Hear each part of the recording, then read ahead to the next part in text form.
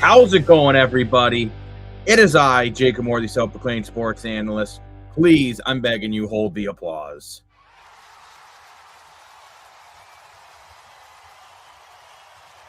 I know it's not exciting to join us at the analyst desk where every day feels like game day. And we have an amazing crew here, so we need to introduce them. We have our favorite man from Hamilton. It's Rick from Hamilton Sports Central. Howdy. We have the man, the myth, the petting zoo legend. It's Adam the Goat. And Dan, your mic's off. Guys, welcome to the video. And of course, he is Dan, Mr. More hats than Jack Sparrow. Mr. Moore, for your money.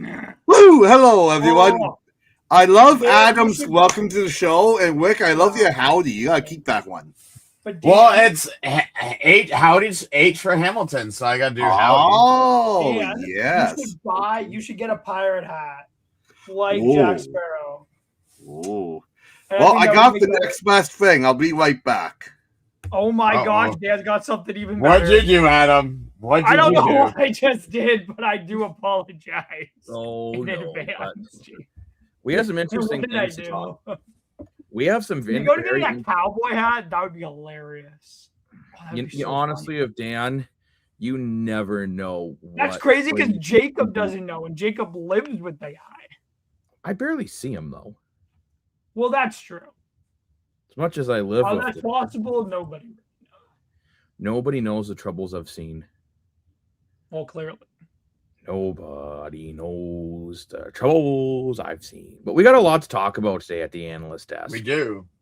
As trade deadline is over in the MLB, and there's been more trades in the Canadian Football League, more roster moves by the Ottawa REDBLACKS, and of course Hamilton and Toronto made a trade that is stirring up some people in Hamilton. Who would have thought that there would be a trade between rivals? And you know what I find really funny?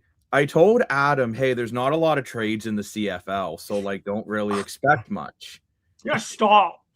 And There's been then a couple in like the last few months. This has been the most trades I've ever seen in a regular season in Toronto. Jacob should just stop telling me things. How's it Honestly. going, good sir? Interesting thing, though, Jacob, is depending on who you talk to.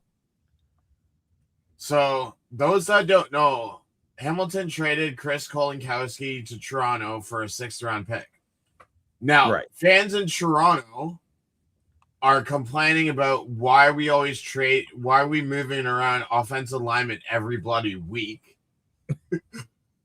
And then there's people in Hamilton that are like, why are we trading Chris Kolinkowski?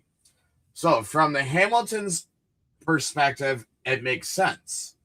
Because no one knew Nathaniel Dublin-Duguay was going to develop as well as he has. So then he went from backup right guard to right guard, which then moved Liam Dobson from right guard to center, which then Kolinkowski was brought in on free agent day to be the starting center. Well, he's now lost his job, and instead of releasing him, at least they got a draft pick for him. Right. So that's how it works. Oh, and that also opens up a spot for any injured players that are returning this week. So I will say oh my gosh, Dan.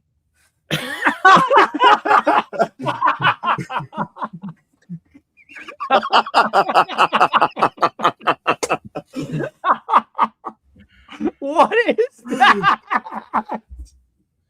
Put on your mic. You're muted. You're muted, Dan. You're muted. I can't Dan. unmute you, Dan. You muted yourself. You're still muted. You're still muted, Dan. You You're got to click it muted. on the computer. Oh my So god. it's the Easter Bunny hat. I got the Easter Bunny teeth.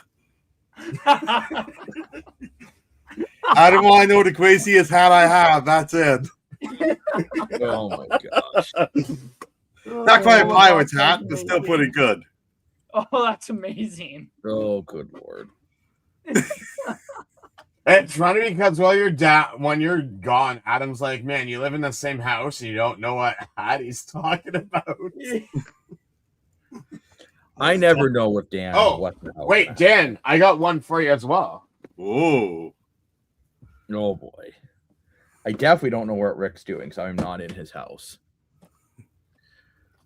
This has been a very interesting start to our live stream tonight, which we are live streaming on YouTube, Facebook, and X.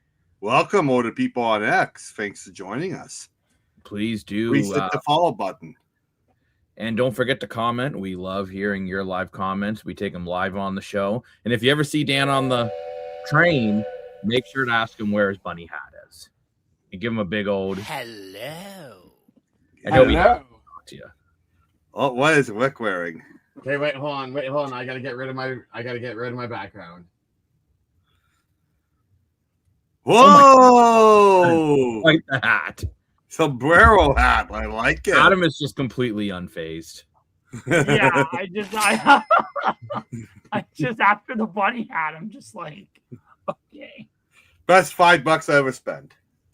I cost you $5. Wow. Oh, well worth it, bud. Well worth it, I would say as well. Yeah. I got this at my brother's wedding. Nice. For anyone who is watching, is it brother Mexican? What? It's a Mexican hat. No, we went to Mexico for his wedding. Oh, cool. Where you go? Mexico. Yeah, as I thought, Mexico. Cool. Anyways, for anyone who's here to talk sports and not find out where Rick goes to weddings, we do have a poll question for today, which is, did the Toronto Blue Jays make the right moves on the deadline? We have yes, no, and who cares, go sports. Currently, 29% of you say yes, 57% of you say no, and 14% of you say who cares, go sports. Now, Rick, I do want to comment back to you on the offensive lineman trade between Toronto and Hamilton. Where you just said it, Rick. I went to my brother. We had a destination wedding for my brother, and actually, I have round one. Oh, Rick's going again. Hello. Adam acts with the craziest hat I have, so I bought on this one. It's my own fault. Oh, Adam's fault. Should have known better.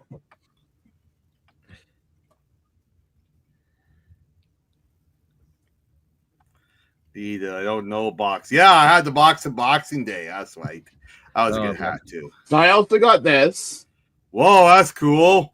That actually holds a bottle of liquor. Whoa. On my bar. That's sweet. Wow, that's so cool. But it's not from Mexico though. It's from Cuba. Oh, same place. Buddy. No, Dan. Not really, Dan. I know. I'm kidding. But we need to talk about. I'm scared that you're not, Dan. But you know what? I'll trust that what you say is true. We have a lot to talk area about here because obviously the Toronto Blue Jays are coming off a nice victory, really strong day from Shane Bieber, who a lot of people thought would have been traded today. And obviously he was not traded today. He is still a Toronto Blue Jay. So very, very interesting day in the land of Blue Jays, as there were some players moved.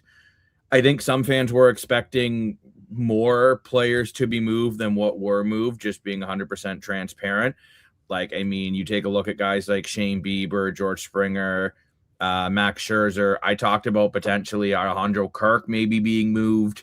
I know that wasn't a rumor. It was just one that I was kind of speculating.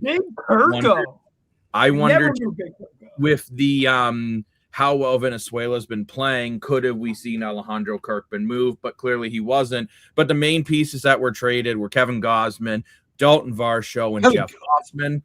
And then rumored to be traded but stayed, Shane Bieber, George Springer, Max Scherzer.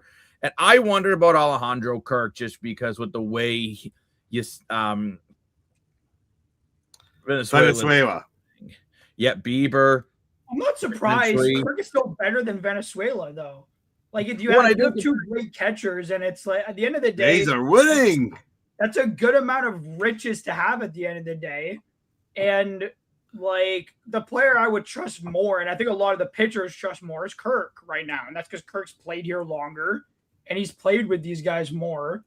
Like, I'm not exactly surprised he's still here. Mark is I'm like not surprised that Scherzer's still here. Scherzer's basically like was a big loss.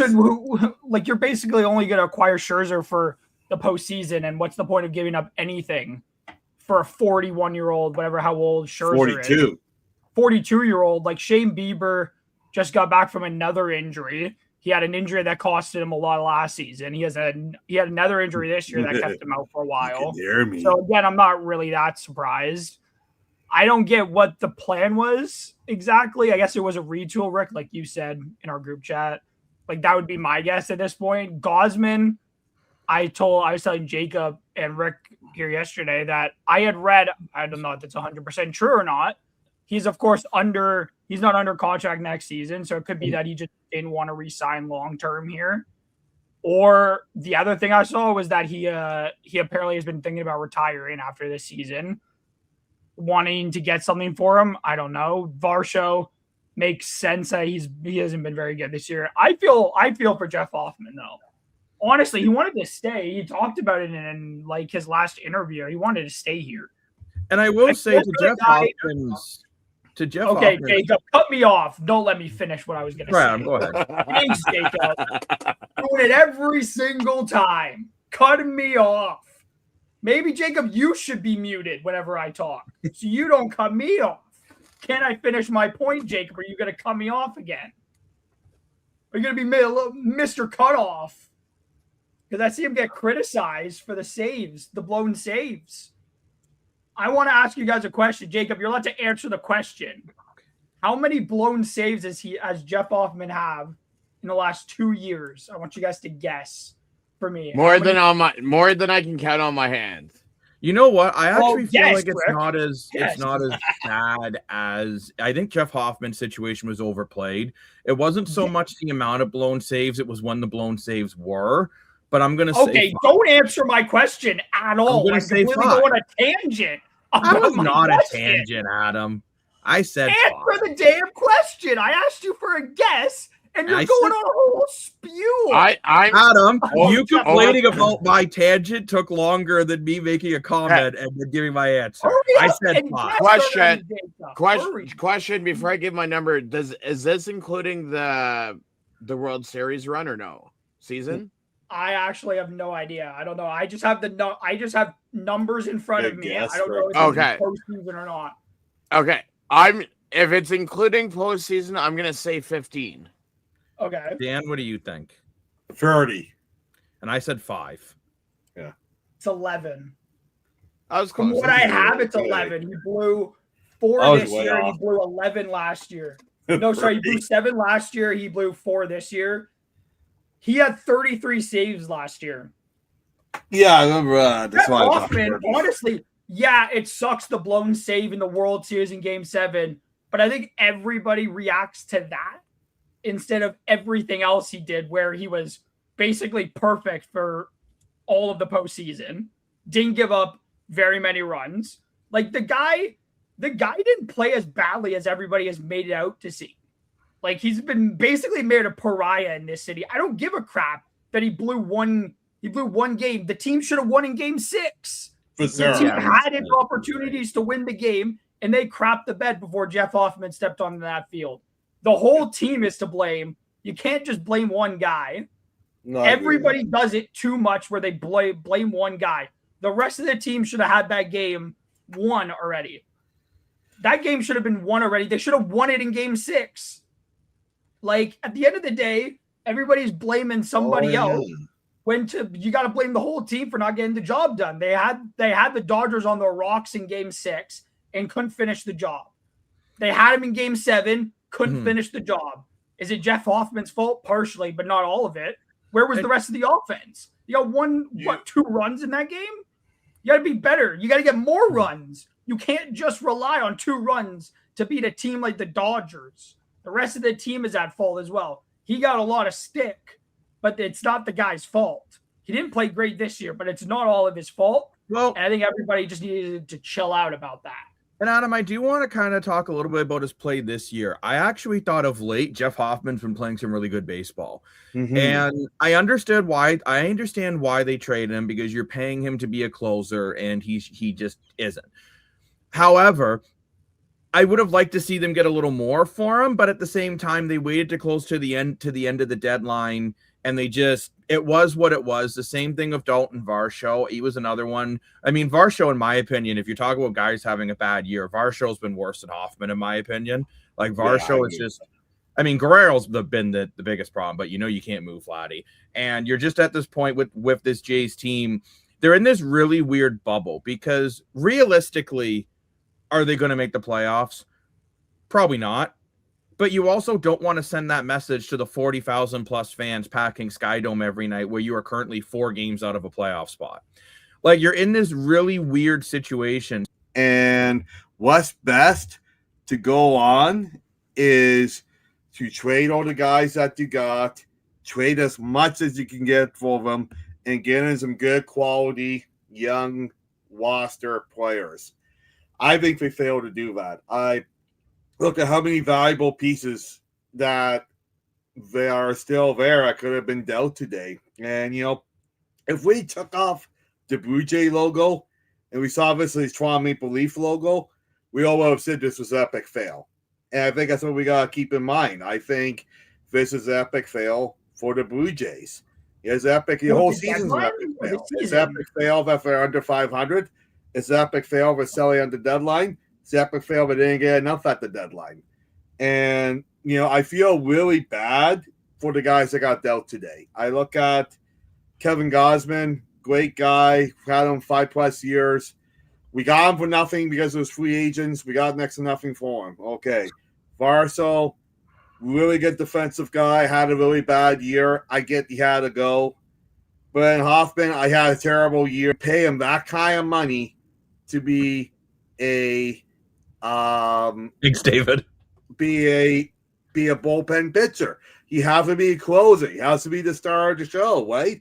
And thank God they got Varwin on deadline last year. Otherwise, we would have only won 30 games this year. Like, this has been epically bad. And this is so bad because you got new ownership with Rogers.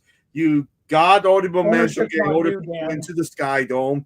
There's no salary cap this year. Spend the money and build something. And they didn't do enough this offseason. If they lost Bull, that's where it all classed. If they lost Bull Bassett, there was $300 million, and we replaced him with Akamono for $60 million. You can't replace a $300 million player with a $60 million player. Dan, you have gone so off.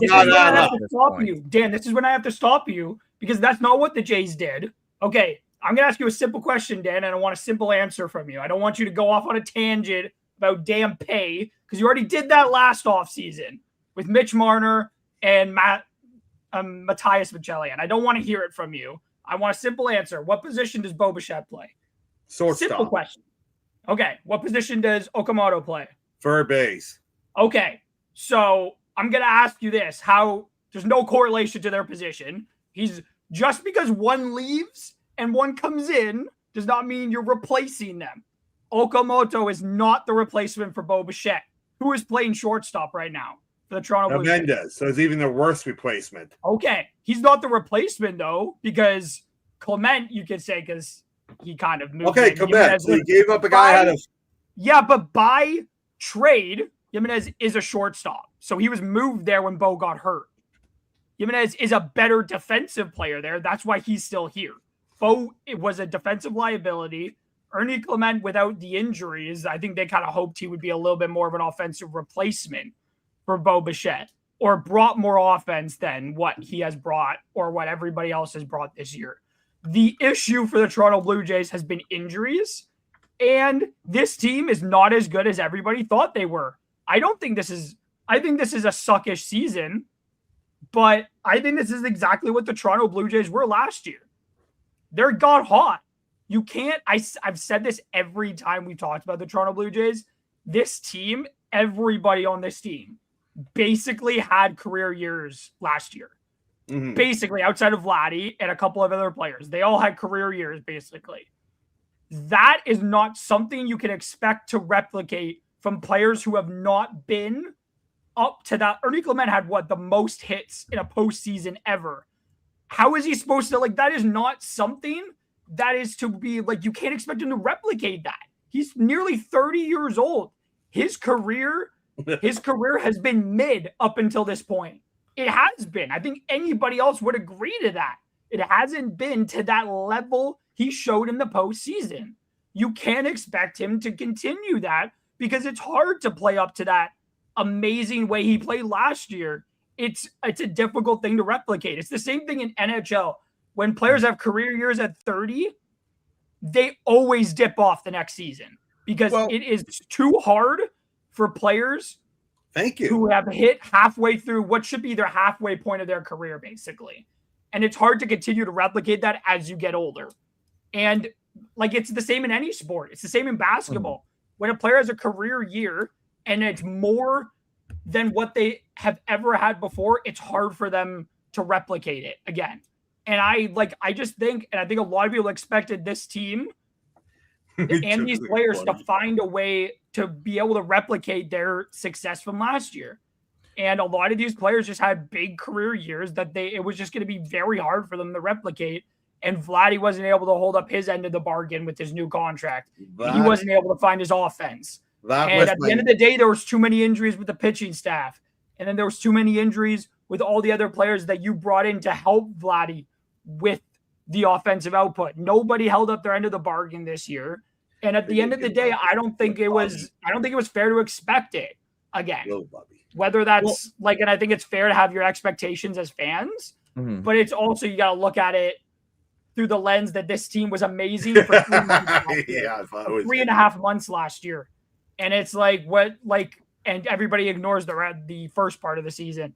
And again, this season feels like last year, especially at the same point the Jays turned it around last year. It felt a lot like last year. It just feels worse now because the Jays just didn't turn it around like they did. Well, because it feels worse this year because at the end of the day, last year the Jays played like this, but they found ways to win. This year, tonight they did, but other games they haven't. But Dan, I really want to point out something to you when you say, well, Ernie Clement can't replace Bo Bichette. He actually can and has. And just let me finish here, okay? So Ernie Clement this year has a 289 batting average, 8 home runs, and 35 RBIs, okay? Bo Bichette has a 258 batting average. 254 batting average, 10 home runs, and 53 RBIs. So, yeah, Bo Bichette is bringing in a little bit more home runs and a little more RBIs, but then Ernie Clement is getting more contact and is better defensively. So it's basically been an even trade-off. So enough with the Bo Bichette crap. If you combine, Dan, let me finish. When you combine Ernie Clement and Okamoto's totals and RBIs and home runs, you're crushing Bo Bichette. Bo Bichette, even last year, only had 18 home runs. You're acting like, Dan, can I finish? Sir. When you go on about Bo Bichette comparing it to Mitch Marner, you are comparing a 100-point guy in Toronto. You are comparing a guy who has never hit 100 RBIs. He only hit 100 RBIs once in his entire career. He has hardly ever played an entire full season in his career. They're not the same caliber. And Bo Bichette, I'm sorry, has been 2 packs of butthole with the Mets. He's been terrible. So, Rick, I really want your perspective on this. Like when you look at the Jays, and if you want, you can go down the Bo Bichette train. Personally, I think it's been beat up more than anyone. But what's your thoughts on this, Rick? So I'm actually looking at the bigger picture. So that's refreshing. If you look at next year's lineup, okay, so you have Cease, Berrios, Verlander, Yusavage, and Pants. Oof. What a great rotation. That's not even including an ace. YF Tad. Yeah, that's a crazy. What do we do? Zoran is always grumpy when he comes in here. He doesn't like anything. So, what if I was the Jays? I would sign an ace. I would have the rest of that group as my starters. And for the love of bloody God, can we sign people for the bullpen that are actually good bullpen pitchers? Yeah. Because if you don't, our bullpen's going to be garbage for the 6th year in a row. That's the problem. Yeah, that's a good point. I wouldn't even say it's the hitting. It's the bullpen. Yeah. I think everybody needs to be healthy next year. That's the big thing. Is that next year Health needs to be big next year. So going into next year, Jays have already committed for $196.7 million. That's a lot of money. Currently they're at 263.5. That's what I mean. It's still a lot. So after this year, George is gone. Guzman would have been gone. Gosman, yeah. Tillman, who they just acquired, will be gone. Garcia will be gone. Varsho would have been gone. Scherzer would have gone, and Corbin would have been gone. I actually like Corbin. I guess the one move he did this year was really good. It's just, I think I actually agree with Rick here 100%. You got to stop whining that, it's because Bo Bichette left. Because, Dan, this team didn't even have Bo Bichette for that playoff run. And truthfully, he didn't do a heck of a lot in the World Series. He was fine. He got that home run. Yes, Dan, and also okay, sure, he got that home run. Terrific.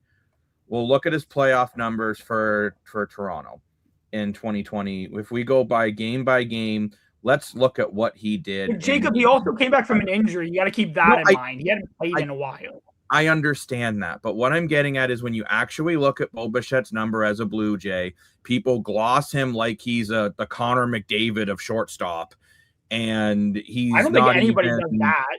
He was very good at hitting the ball. He's not as good as someone like Dan Golzani is. I'll be honest Dan, like I'm sorry, but you went on and on about Bo Bichette, and I seriously feel like you put Bo Bichette on this team, there may be 3 games behind a wild card spot instead of 4. I don't think it would have made much of a difference with an inconsistent bullpen, top of the order that can hit, Vladdy Guerrero Jr., who's making millions of dollars to be one of the worst players in the league right now offensively. It wouldn't have made much of a difference. I'll be honest there. Bo protected Vladdy very well, though.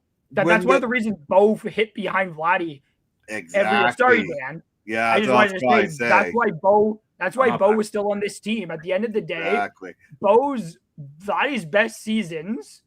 Jacob, I know you don't like. I know you don't agree. I think it's ridiculous. Jacob, can I finish? I let you finish. It's ridiculous. So okay, but I know you don't think that Bo had much of an impact. I know that, but he also hit the ball. He consistently did something that this team can't do, Jacob, and that's hit the ball.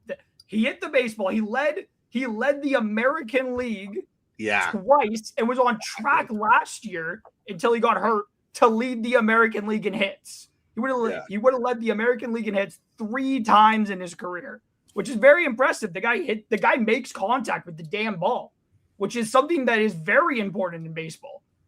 Bad defensively. He was not good defensively.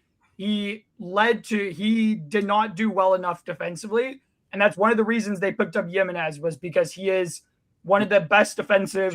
Well, he was one of the best defensive shortstops. He was moved to second base and then was moved to shortstop after the injury to Bo, of course. And Jimenez is one of the better defensive guys. That's why they brought him in. But at the end of the day, Bo did something that obviously would have really helped the team this year. He made contact with the ball. Didn't hit a lot of home runs.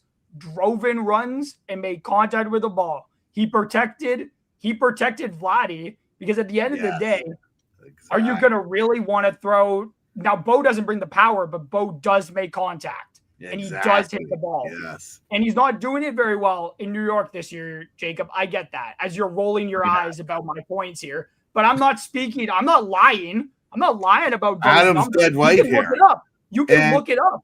You can look up Bo's numbers and tell me that. Okay, tell me, Jacob, did he not lead the AL in hits 2 years in a row? You can look it up. Not 2 years in a row, but he had led the AL in hits. Yes, thank you. Adam Actress, the craziest hat I had. Yes, he is very good. Okay, but to say you need this guy to protect one of the highest paid first basemen in the damn MLB, I'm sorry, it's ridiculous. I don't hear Connor McDavid whining. I don't think you understood someone to protect him to get his points. No, it's absolutely ridiculous. No, and I'm sick of this. I'm sick of this excuse. Because, and I remember when you brought up Kyle Lowry the last time as a prime example. Kyle Lowry cried for a couple days, got on with his life, and won a damn championship. Vladdy Guerrero Jr. is still sitting at home drinking wine, wishing he still had his best buddy with him, and that's the problem. I'm sorry, but Jacob didn't get what I was saying. That this one player can make this much of an impact on why an entire team is complete garbage is just absolutely ludicrous. When, Adam, you were on here before saying it can't be just Mitch Marner made this much of an impact. You can't say the same thing about Bo Bichette. I would argue that Mitch Marner is better than Bo Bichette at his position. Yeah, I agree with that. So I was going to say, I get what you're saying, he was a good hitter. I get what you're saying, but at the end of the day, to say that with those hits, this team would magically fix the bad bullpen, George Springer magically remembers what way to hold a baseball bat. But then too, for every hit Bichette gets, he makes a mistake defensively. And again, in New York this year, and maybe it's the same thing for him, he's just not crying as much as Vladdy is. He's not having a good year. For Bo Bichette, he is on pace for one of his worst career years. He now currently has the second lowest batting average of his entire career. I know. He's not been good. Like what I was going to say was at the beginning of the year in the offseason, I was actually okay with losing Bo Bichette. I thought, well, this is the right move. We got Jimenez is better defensively. We got Komet that can hit the ball, contact with the ball. Yokomoto comes in and voted power, and we saved, roughly $100 million or whatever the case may be. But looking back, something was a mistake because obviously this route did not work. Okay, so I thought getting rid of Bichette was the right thing. But obviously it wasn't. And Adam nailed it on the head. Because Bichette was there in front of Vladdy, it gave pressure off Vladdy, and he could do more. I agree with Jacob. It's ridiculous. I agree with $500 million. He should work under pressure. I totally agree with you, Jacob. But the point is, he's not. He's not the leader. He's not the franchise player that we all thought that he was. So because that's the case, we need something to protect him. If we didn't keep Bichette, we should have gave up more. We should have gave him all the maple syrup he wanted. We should have brought in Tucker from the LA Dodgers. That was the player we had to bring. And I don't know if it was because of maple syrup or bacon, but for whatever reason, we failed to do that. Okay, but Dan, then explain to me how Vladdy Guerrero Jr. in the playoffs last year batted at .397 without Bo Bichette. Explain it. No, you say he needs Bo Bichette to be a good hitter. So in the playoffs, he had a $397 batting average, 15 RBIs, 8 home runs, 14 walks. So, Jacob. So explain it. Explain how it can work then, but not now. Jacob, can I explain what my actual point was? Because you and Dan have completely just... So what I meant was it's not that he's literally protecting him, Jacob, because you just completely took what I said and decided to add your own words into my statement. Because that's not what I actually... So what I meant was that Vladdy, you had basically having Bo behind Vladdy forced teams to pitch to Vladdy. And it forced it because that's what that's literally what the point of his spot in the order was. And Jacob, it's not because you had to protect the Vladdy because Vladdy was shit or something without Bo there. No, it's not what I was trying to say.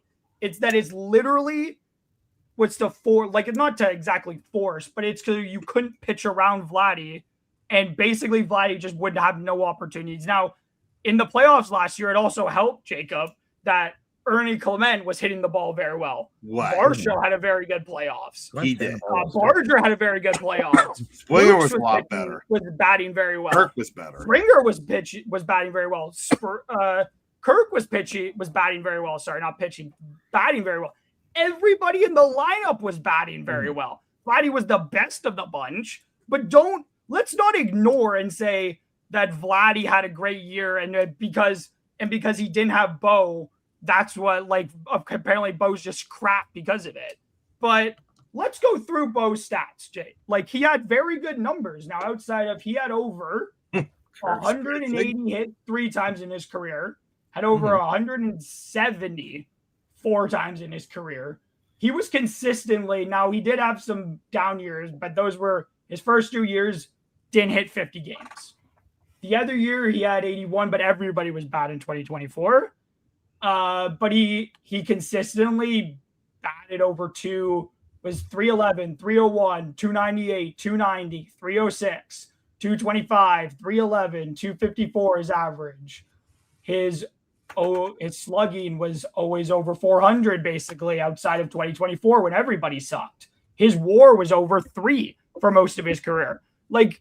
Bo may not have been your prototypical guy where you expect him to be the superstar, wasn't great defensively, but he did something that nobody on this damn team can do.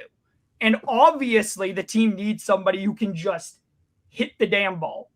And obviously nobody else knows how to do it outside of Okamoto this year. Nobody. Nobody knows how to hit the ball. And, well, look at that.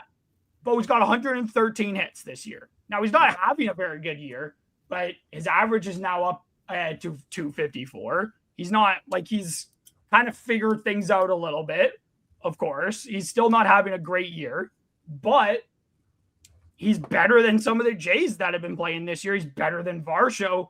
Mm-hmm. So you could say he's better than Vladdy. Yeah, literally. Home runs. Vladdy hasn't even got a single digits yet this year. But I'm not saying that Bo would have turned this team around. But I am saying that Bo obviously was a difference maker for the Jays in his career. He added something that the Jays do not have now.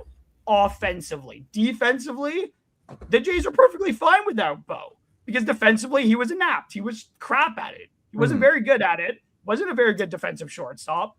Nobody would ever say that he was. He was okay, but he wasn't great at it. It wasn't his thing. Offense was his thing more so. Could he stay healthy? No, not really. But when he was healthy, he helped the team win games at the end of the day. But that's all that friggin' matters. I guess I will just say this. I get what you're saying about Bo Bichette, and I guess I misspoke. I never meant to say he was a bad player. I just don't necessarily think with the way everyone else is performing, you throw Bo Bichette in the mix. I still don't think this is a good team. Jacob. And hold on, Dan. And it's just, we talk about like Ernie Clement, for example. Ernie Clement is actually basically on pace for a career year this year. It's more been guys like George Springer and Dalton Varsho who you expected to pick up a little bit more. And I'm going to throw Alejandro Kirk in that mix. I know he's been hurt. He's been getting going now. But at the end of the day, there were guys that you expected to pick up the pieces when Bichette left, and they just didn't. I look at it, and I just don't feel – I actually agree with Rick, and I think the problem has been more like of an inconsistent bullpen. It took them too long to make Hoffman no longer the closer anymore. And I think that's more what it comes down to. Not saying Bo Bichette's a bad player, not even saying Bo Bichette doesn't make this team better. I just don't think you plug and place Bo Bichette on this roster and all of a sudden this team's a World Series contender again. And it was an interesting comment on, so what's the solution? And Rick, I want to ask you, because you've been sitting there quietly, so you've had time to think. Mm-hmm. What do you think the Jays need to do? Like, I mean, do you even think they're looking at the offseason yet? Or they're only 4 games out of a wild card. So what do you even think they need to try to do now to try to find ways to win games? Well, I mean, you're always trying to make your team look better. Like, I'll just use, there's CFL, NHL, all that. You always have scouts that are out there scouting players to say, okay, if we had this guy, if we can get this guy, what would it take? So I was just reading an article by Keegan Matheson, who writes for the MLB. He's already saying that Soriano is going to be the number 2 starter alongside A's Dylan Cease and your Savage. Then you throw in Berrios and Pants in there. There's your starting 5.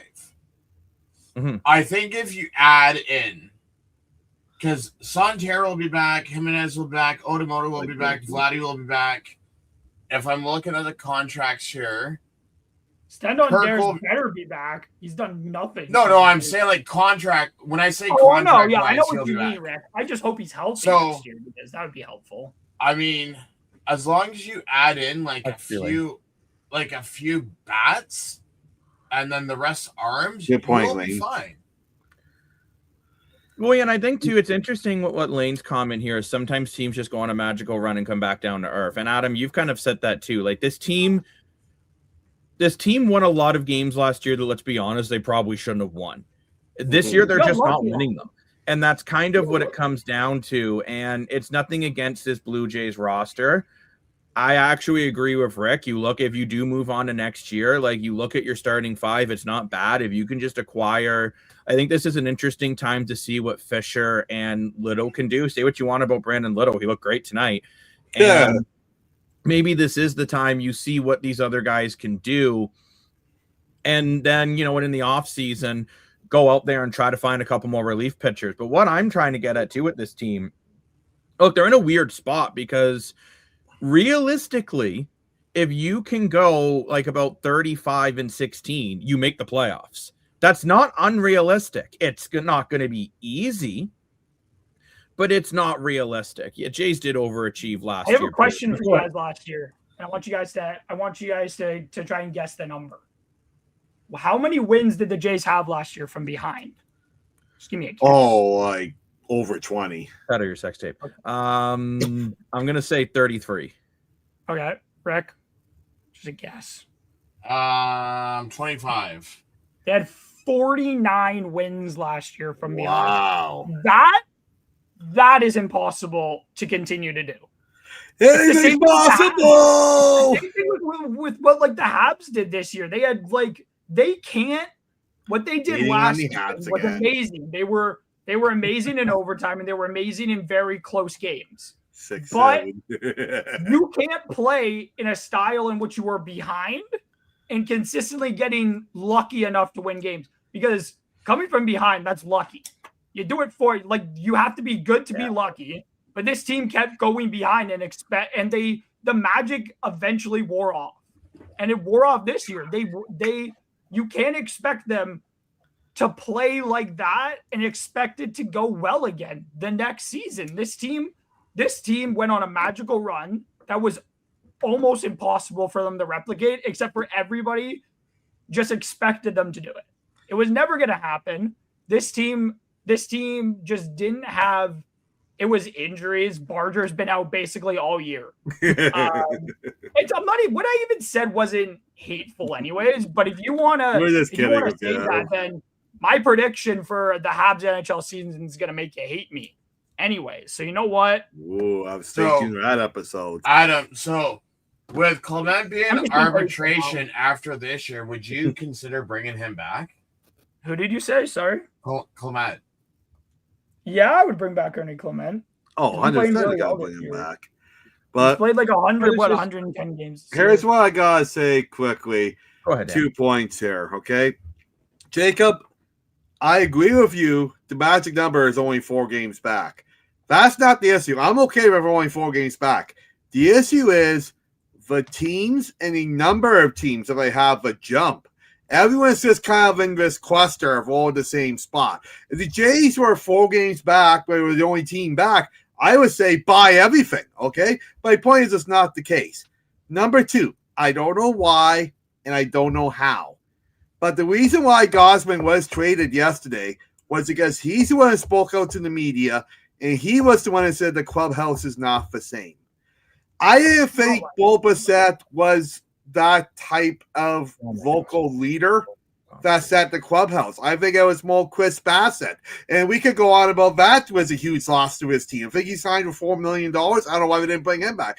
But anyway, but for whatever reason, this clubhouse is not the same without Bo Bissett. And the Bo Bissett thing and Mitch Marner thing are, very similar, but with completely different scenarios. And I'll tell you how I know. The games that we both came back at Toronto. When Mitch Marner came to Toronto, the fans booed him. Players didn't like him. We all get that. When Bo Bissett came back to Toronto, there was pure emotion from both sides. Vladdy was upset. Bo Bissett himself was crying and said he would love to play here again. The fans gave him a standing ovation. I don't know why. I thought at the beginning of the year if we did the right thing. I really did. But for whatever reason, this was not the right move. How you look at the World Series, look at this magical hat I have. 92 World Series champion. Do what happened the year after that? 93. Why? Because they kept the team together. Okay, Dan. So Dan, I'm gonna say this once, and I do not want to keep talking about I hate talking about the guy. Dan, you should be banned from bringing up the word Mitch Marner. I think that should be a rule now. Dan, this is the last time we're talking about this damn situation because you and Lane bring it up consistently, and it's really just it got old last time you talked. Are you talking about Mitch Marner? You don't say. But Dan, this fan base, I've said it consistently. The Leafs fan base is filled with a bunch of whiny crybabies. That's why Mitch Marner was booed. Disrespectful as hell for a guy who spent a decade here, was a fan his whole life. And to say, okay, Dan, where's your proof? Okay, Dan. I don't have any proof. No. So Dan, okay, go ahead. Find me proof that Mitch Marner was not visibly upset when he came back that he wasn't visibly crying. Go find it, Dan. Go back up your point. Like every video? Dan, every video of that game? Dan, find me. I have proof of that. Such a stupid conversation. Dan, because you can't bring something up. Yes, it is. So Dan, you can. Okay, I look up this game right now. Shut up for a second, Dan. You're freaking pissing me off. You and Jacob are just pissing me off today. And I'm getting to the point where I'm just going to start yelling, and I don't want to yell. But Dan, you can't come in here and say something without proof to back up your point. You don't have proof, so you can't break up your point. So your point is null and void. Mitch Marner, you don't know what Mitch Marner's state of mind was. Yeah, it was a shitty way to leave this franchise, but this team and this fan base drove him away. Whether you like it or not, it's what happened. Whether he should have left the way he left, yeah. Bo is great to show him great for him to have everybody that was really still here and everything. But it's also like at the end of the day, how do we know Mitch Marner? Mitch Marner left. He left his hometown team, a team that he has loved basically his entire life, after some crappy things that happened that people just tend to not think happen just because they want to believe that Marner's a liar. But at the end of the day, it's not like you can't come up here with no proof. No, it's your favorite mic, man. It's your favorite mic. It always is your favorite. And no, mic. look at drinking hand. I don't care that I've been doing the most talking. You don't like it? Mute it every time I talk. I don't care. But no, I'm just gonna say, look, at the end of the day, right? When you talk about the emotion being shown and everything, I also think that's just a difference between baseball player and hockey players. Like, I'm not being awful. Hockey players don't show their emotions during games. They just don't. And it's not the same thing, because at the end of the day, hockey players are a different breed than baseball players. Baseball players are the type that can chew gum and congratulate the guy from getting a hit to first base, which is something Freddie Freeman does. Do you ever think an opponent in hockey is going to say congratulations on scoring a goal? No, they're not. They're just two completely different sports, and they're not comparable. But personally, I would like to get over all this gloom and doom BS and actually look at the future for the Toronto Blue Jays. And to be blunt, I don't fully understand why we're talking about the Maple Leafs on August 3rd. Like, just being completely honest here. Like, this is the time. I can answer that easy. Training camp begins in a month. Yeah. I'm just kidding. I don't know why. No, like, I'm sorry, but I'm done with the Mitch Marner talk. It's to me, it's just, it has been over a year. He's living in your head rent free. Get over it.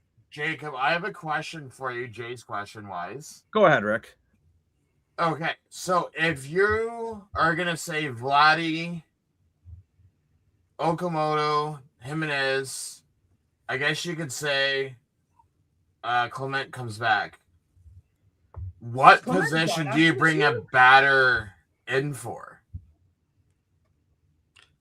Sorry, say that. Okay, say that again, Rick. So, with Kirk, Vladdy, Okamoto, Jimenez, all back, and if you use Adams, yes, okay, you can add Ernie Clement back there, and you have Santander and outfield. Where else do you add bats? Center field, because the Varshaw's gone.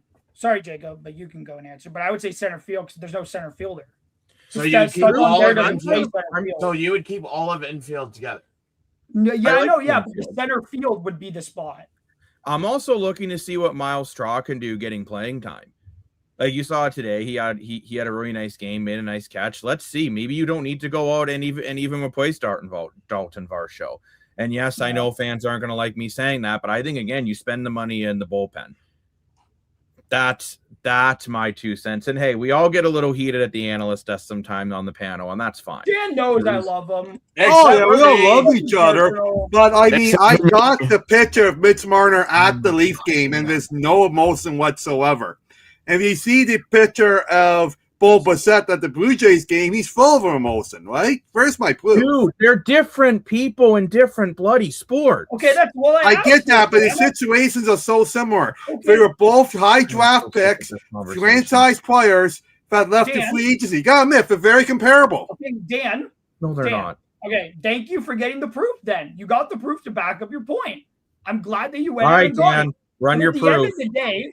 But at the end of the day, Mitch, I don't know what was going through Mitch Marner's mind. I can understand booing, maybe not wanting to show any emotion. Okay. But it's also like, how do you know, Dan, just because he wasn't crying, I'm gonna do what I always do. I'm gonna say, well, how do you know he wasn't emotional? He may not have been crying, Dan, but how do you know he wasn't sad coming back? I don't know. You don't know exactly. I don't so that's all I'm saying. Like, that's all I'll say is Thank that you. It's comparable because they both have been in this city for a while. I get what you were getting at, Dan, but at the end of the day, the way that they left is different. Can you agree to that? The way that they left, I agree to this actually. I think the way that they left was different because it wasn't the drama with Bo Bichette. However, the aftermath was the aftermath.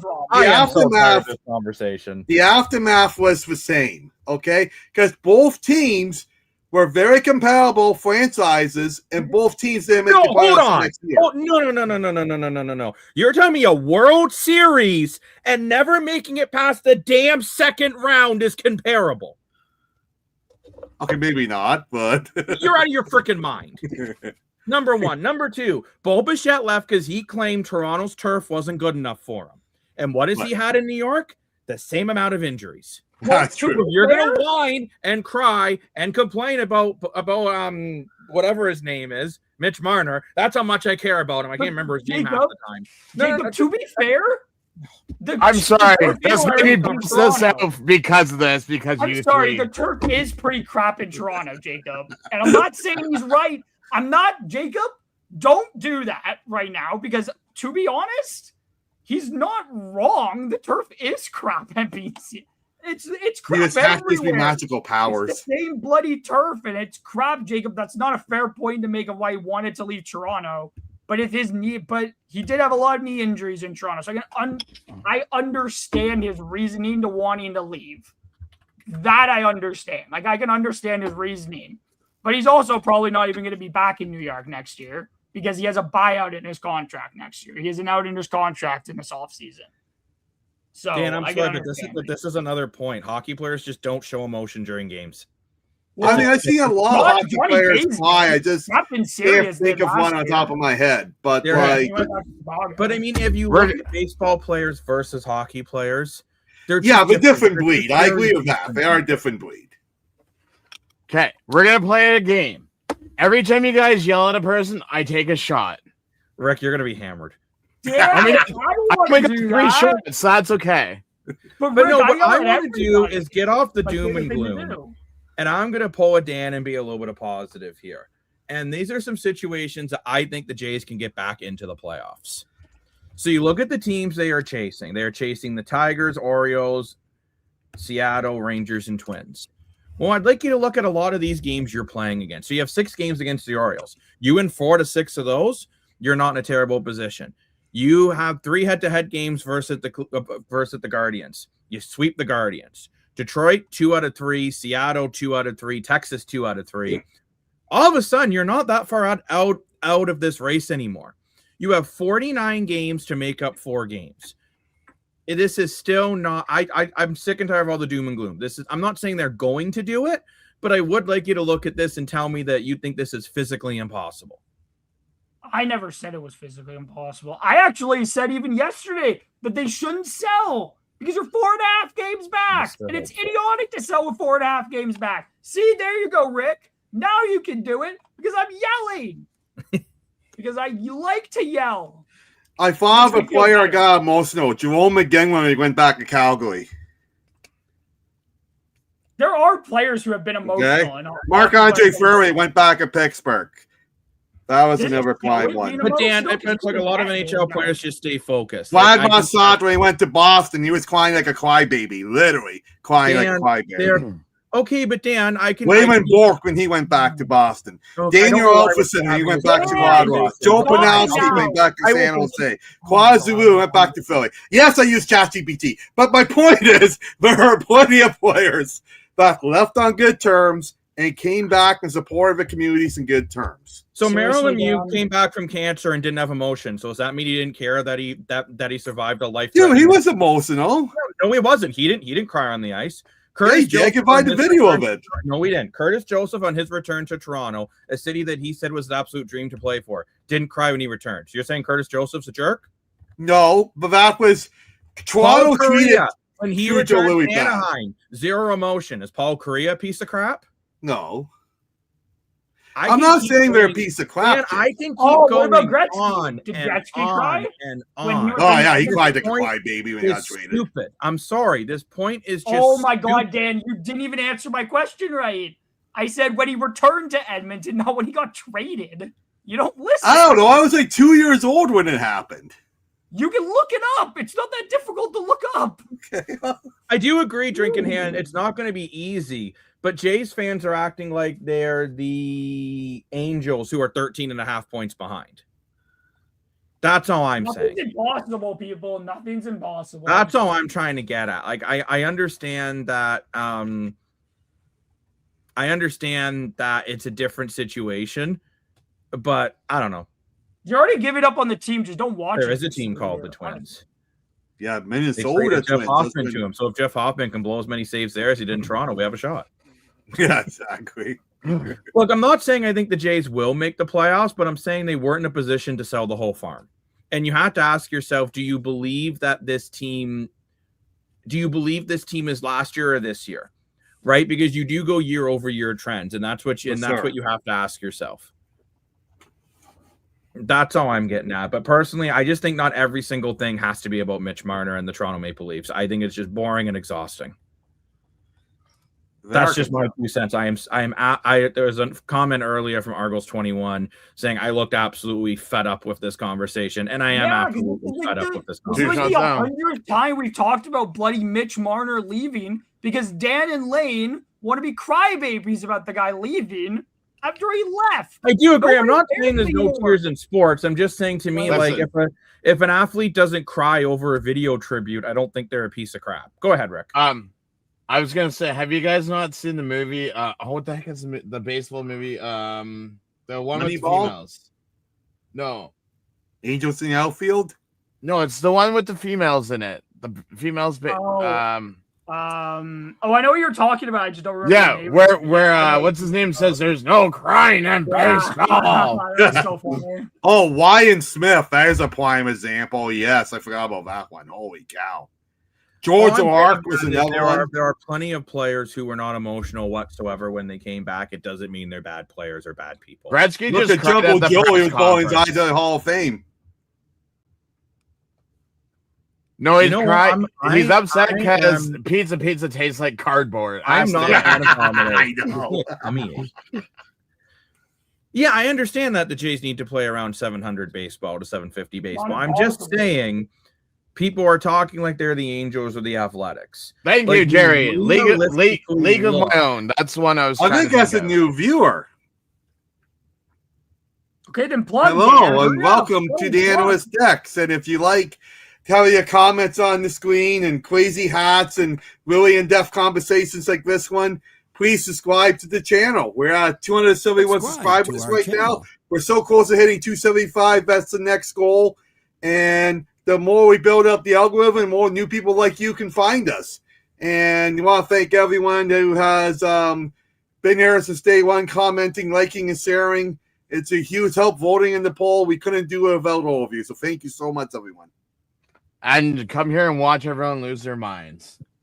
That's part of the fun, right? We are normally calmer more than this. I just feel, and yes, absolutely, hit the like in the chat. Thank you very much. And for We all need to go to yoga. For our viewers over on Twitter, we would appreciate a follow on Twitter as well. Dan, you're the reason this show went out of hand. So Dan, I want you to make a promise to me right now, right here and right now. Yeah, I solemnly swear not to mention Mitch Marner's name again on YouTube video. Dan is not allowed. No, if Dan, Thanks, Dan, Dan. if we got Mitch Marner one more time, I get to hit you on a live. Oh. We do a Adam. live together. We're gonna do a video. I get to hit you as hard. You as know I what'd be want. great, Adam? You know what'd be great? One more time. hockey viewer, cool. I got an even better idea. Get a pegboard with Adam's with Dan's. Rogue.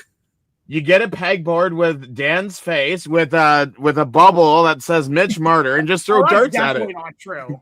But okay, go ahead. Actually, Adam never go ahead and go and review every single episode I've ever been on. And find me an episode. I swear I have not yelled. I don't yell every episode. I just just when people cut you off. All I want to say with the Blue Jays is it is. I'm not saying it's going to be easy, but I'm also not going to say it is impossible for the Blue Jays to make the playoffs, because that just wouldn't be accurate, right? And at the end of the day, I don't know if I'm realistically. So the way I look at it, 4 games behind is basically 8 points out of a playoff spot. So since most of us are doing, you guys like to use hockey analogies for baseball all the time for no apparent reason. Let's use hockey analogies for baseball for no apparent reason. So let's look at NHL teams that missed the playoffs by 8 points last season. And the reason why this could be important. So when we take a look here at the wild card race on the NHL standings, Jacob, I just want to say you're talking about 8 points and under, right? So Dan, you think the Columbus Blue Jackets, New York Islanders, and Detroit Red Wings should trade every single player they have in their absolute garbage? Yeah. And that's basically what we're doing this offseason. No, they're revamping. The Islanders was because of injuries. Okay, it wasn't over a fall. But Detroit and Columbus were complete disasters. How many times have we come on saying Steve Yzerman should get fired? And Columbus was a very tragic situation with Johnny Gaudreau. They lost their franchise player, and they haven't replaced that. Dan, okay, so the San Jose Sharks missed making it in the top 3 in their division by 8 points, so they should blow up, right?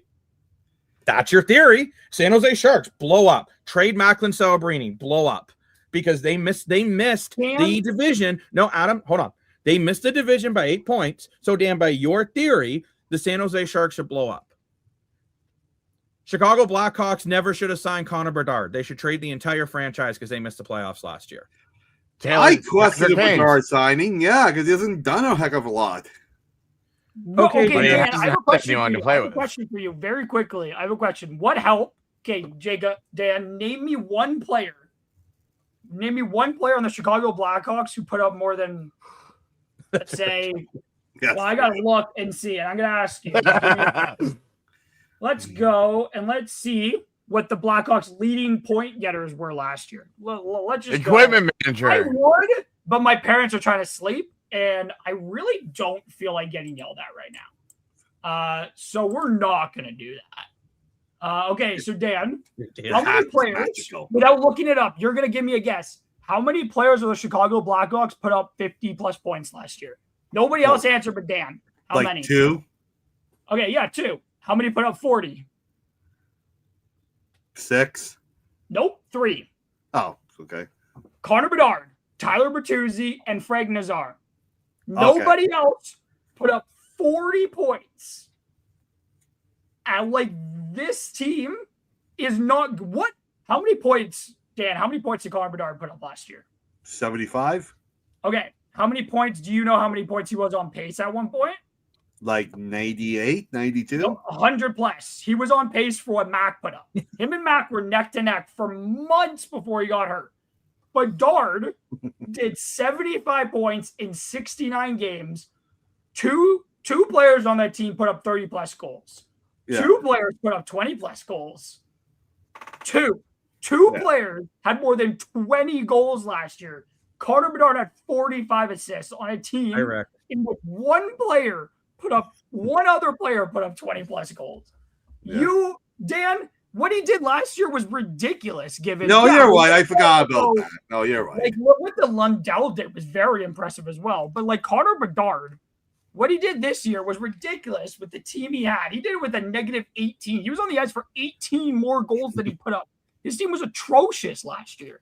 How he put up 75 I guess all I'm trying to get at is, and I'm not saying the Jays are going to make the playoffs. I do agree when you look, you can say this roster has a lot more holes in it than it did last year. You can also say a lot of these guys that are filling in the quote-unquote holes are the same players that were playing when half the team was injured last year anyways. But you look at the Utah Hockey Club as a prime example. So they missed the playoffs by 7 points in 24-25. So by Dan's theory, they should have blown up the entire team. They made the playoffs the next year.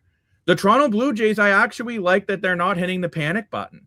I like that they're going for a bit of a reset, moving on from Gosman, who A's contract expiring, B, didn't feel the culture was good on a team that he was part of building the culture on. So if the culture is bad, you're one of the leaders and you need to leave.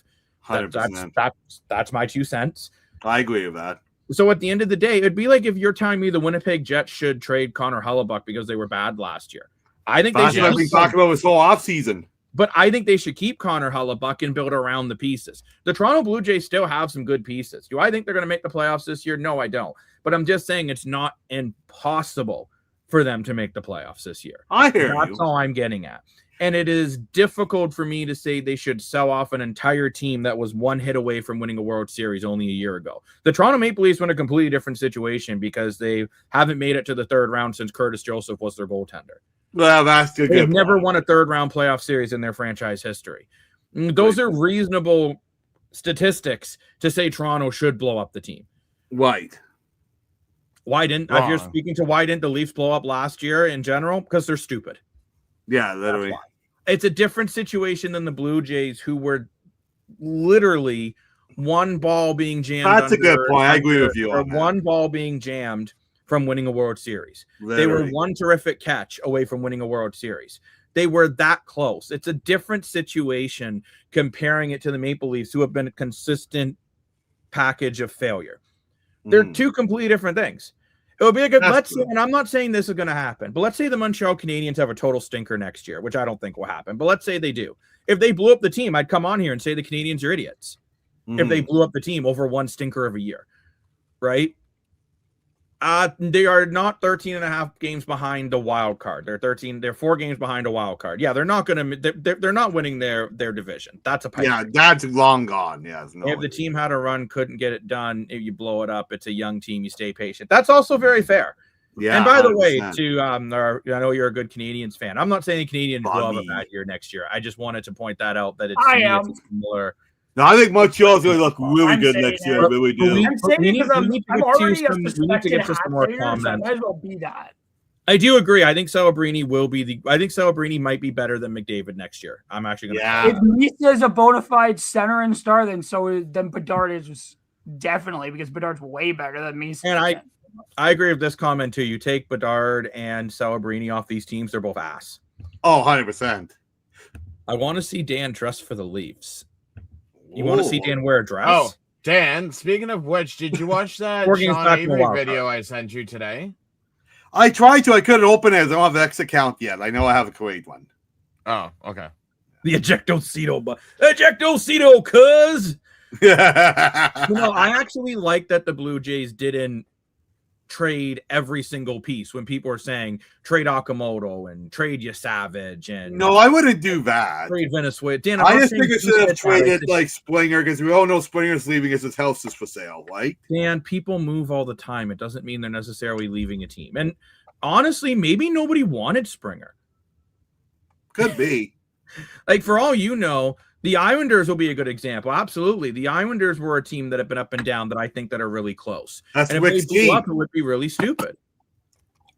Connor Hellebuyck, rumors, just rumors. You want out, it would have been gone. I do agree with this comment as well. Hellebuck's not going anywhere. Great point. Yeah. Kyle Hellebuyck has the power to be gone if you wanted to. That's an interesting comment. But Josh Anderson's key, and we're not going to worry about it, Dan. Oh. Cheers. Absolutely. So I don't know if you guys know. Stupid question. I'm a certified Habs hater. You said it.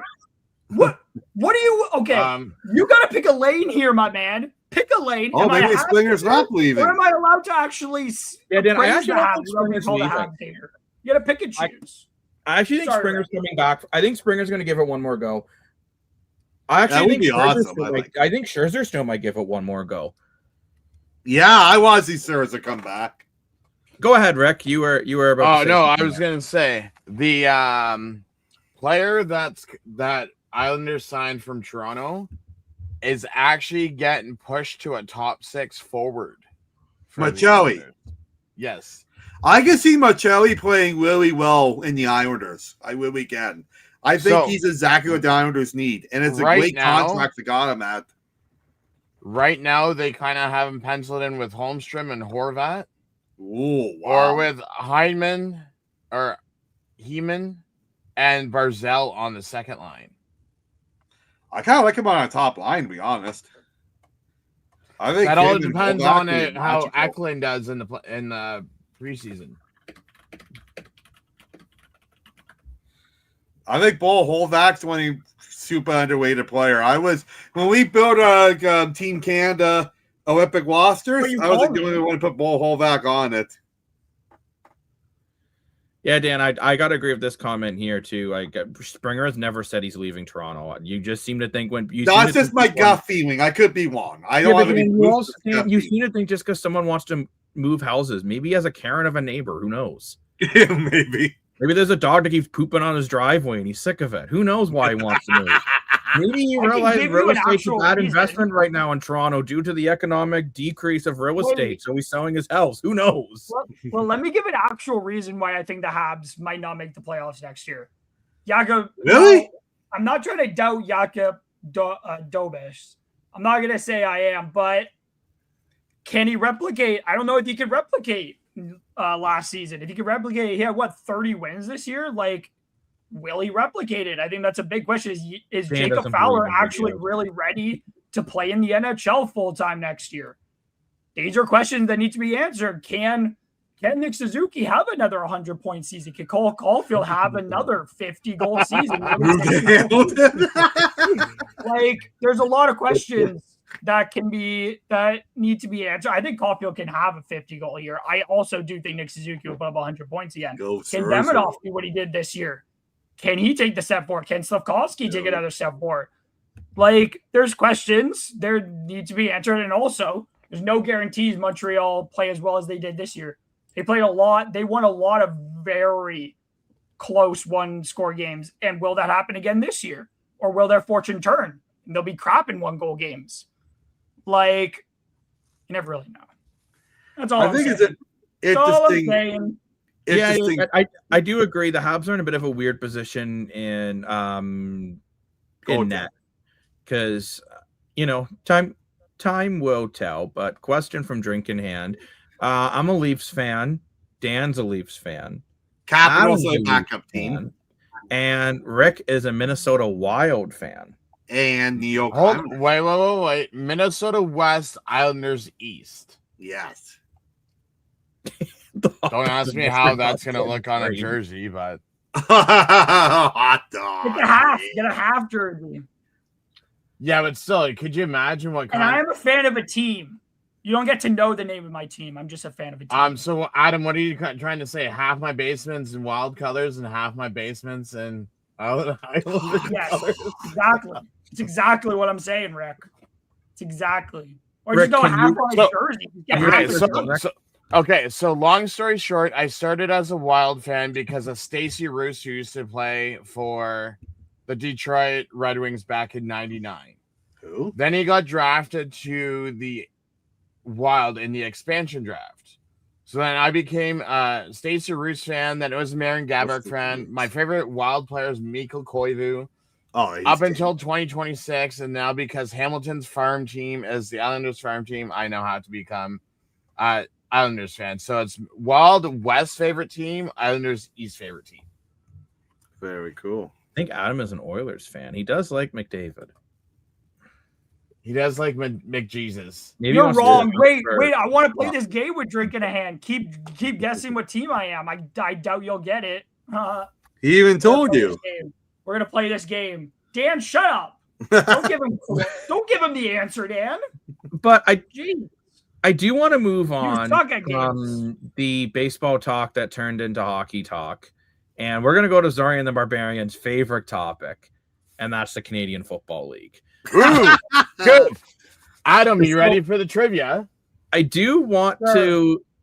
All right, Rick, go ahead with the CFL trivia to start us off. Okay, so there's 12 quarterbacks. Okay, do you guys want it hard or do you guys want it easy? Hard, always. Hard? Okay, Make it hard. so I'm going to give you the quarterback. You have to tell me what year they came into the CFL and with what team. Oh my gosh, I saw a graphic on this earlier. I kind of remember some of them. No, Okay. Rick, I actually forget most of them, but I do remember Okay, some. you are not allowed to look it up if you know it. Okay, well, I won't. Zach Claros. Oh, I think he came in with the Argos because I remember. Okay, he backed up. okay, He was what the year? Backup for Ricky Ray. Okay, what year? Oh, I want to say it was 2012. Okay, next. Trevor Harris. He was also with the Argos. Okay, what year? No way he's the same year as Caleros because they're different ages.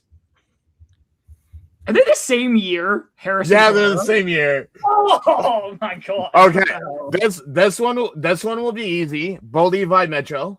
Yeah, he was with the Stamps. Okay, Is it 2012 as well? same year. Okay, yeah, 2012. Okay, Cody Fajardo. Oh my god. Oh shit. Cody Fajardo. Oh, Cody Fajardo was Argos as well. Okay, If what I'm not year? mistaken. What year? Oh no. I want to say 2014, but I feel like it might be 2015. So it was 2015. It was 2015. Okay. It was okay. Vernon Adams. Good night, Vernon Zorian. Adams was BC. No. He was in BC? Why did I? No. Oh, no. Have a good night. Was it the Stampeders? I don't know why. Nope. I have no idea where he came. It was Montreal, wasn't it? It was Montreal. Oh my god! Okay, And that the year- was around when Trevor Harris was there. So I think it was around 17. It was 2016. Yeah, I was pretty Wow. close. I didn't know. Vernon Okay. Adams was Here's one for you. Nick Arbuckle. Oh, Nick Arbuckle was Calgary. Nick Arbuckle was like, was he It was 2016? Calgary Stampeders. Okay, correct? so He was he's Brian Calgary, but what year? Gilbert. Around 2017? 17. Okay. Jake Mayer. Calgary. No idea. Okay. It was around the pandemic just before, so probably like 18? Nope. Or maybe it was 2019. just after, so 20. It was 20. Oh, So I'm like, these are Drew just like- Brown. 2022 in Winnipeg. Yeah. So Drew Brown was 20 in Winnipeg. Oh, really? I didn't Okay. leak that. The next one, Adam, next one's going to be easy for you. Nathan Okay. Rourke. Nathan Rourke from BC. And he Okay, was what 20 year? He was 2022, I think. If I'm not Nope. mistaken. 23. 23. Nope. Oh, 21. it was 21. 21. No way. Okay. Okay, now these next three should be super simple. Alexander. He was 2022, I think. Okay. Chad I'm Kelly. just guessing that year, but I'm probably wrong. No, you're And right. he's- Chad He's Kelly. the Alouettes. 21. Kelly No. was 22. He was 23. Kelly was 22. He was the rookie. He was rookie. Oh, yeah, he was rookie on the Okay. Wake Up. Right. Now here's the last Dan, one. Dan, you're obsessed with the guy. You're in I love do with love him. Chad He's Kelly. my Now, You dad. know now, this here, information. now here's the last one for you. Trey Ford.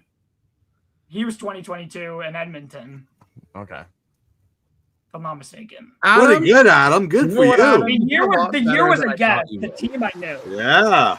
Adam was only off by on a few by like a year. Yeah, literally. I'm impressed, Adam. Good job. Thank you. Only because Adam's seen it already and is trying to remember. I was trying I'll to give him remember credit. so It's badly like a because I handicap saw it in golf, earlier, right? but I could not remember the years for the love of it. I But- suck with the numbers. Speaking of CFL, there were some moves, and I know Rick, you want to get into the Cat ones, but I do want to first quickly touch on Ottawa. They've been pretty busy again.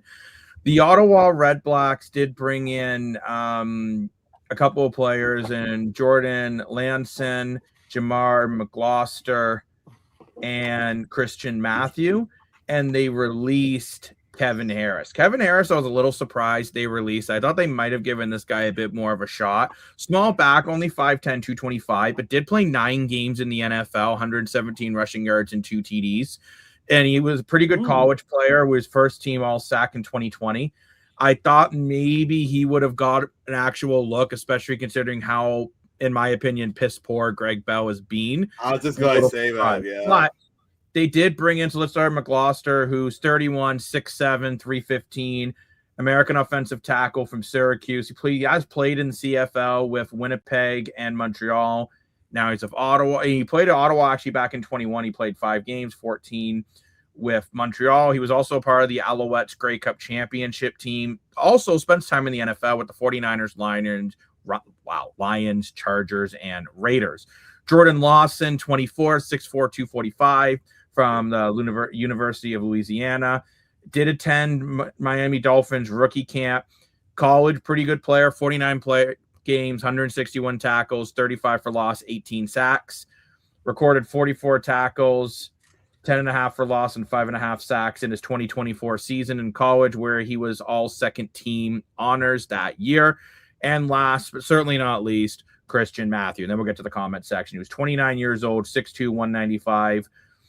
He does have experience in the NFL, was selected by Arizona in the 7th round, played 20 games between Arizona and Chicago with 20 tackles and 3 defended passes. Also did spend a little bit of time with Baltimore and Dallas, played 8 games in the German Reinhard Fire in 2026, where he had 26 tackles, 2 interceptions, and 2 defended passes. So what's interesting here, the REDBLACKS really have focused on bringing in some little bit of offensive line help, and I think they're really trying to fix some defensive line and defensive back situations here. We're very curious to see, especially about Jordan Lawson, to see how he ends up doing. So the Ottawa REDBLACKS have been busy, but I am still surprised about Harris being cut. I don't remember what year Warren Moon came in. You already gave the answer.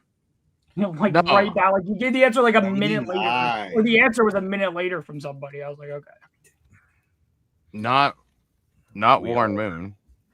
How's it going, Daniel? We had Daniel. Just a very interesting beginning to the show. You've joined us at the much calmer section of the analyst desk, where every day feels like because of Dan had to bring up Marner again.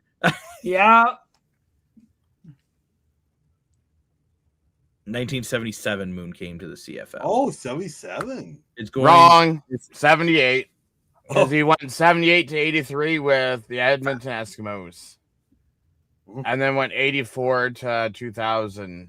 6-7 over Stamps versus Argos. Do you still like the over?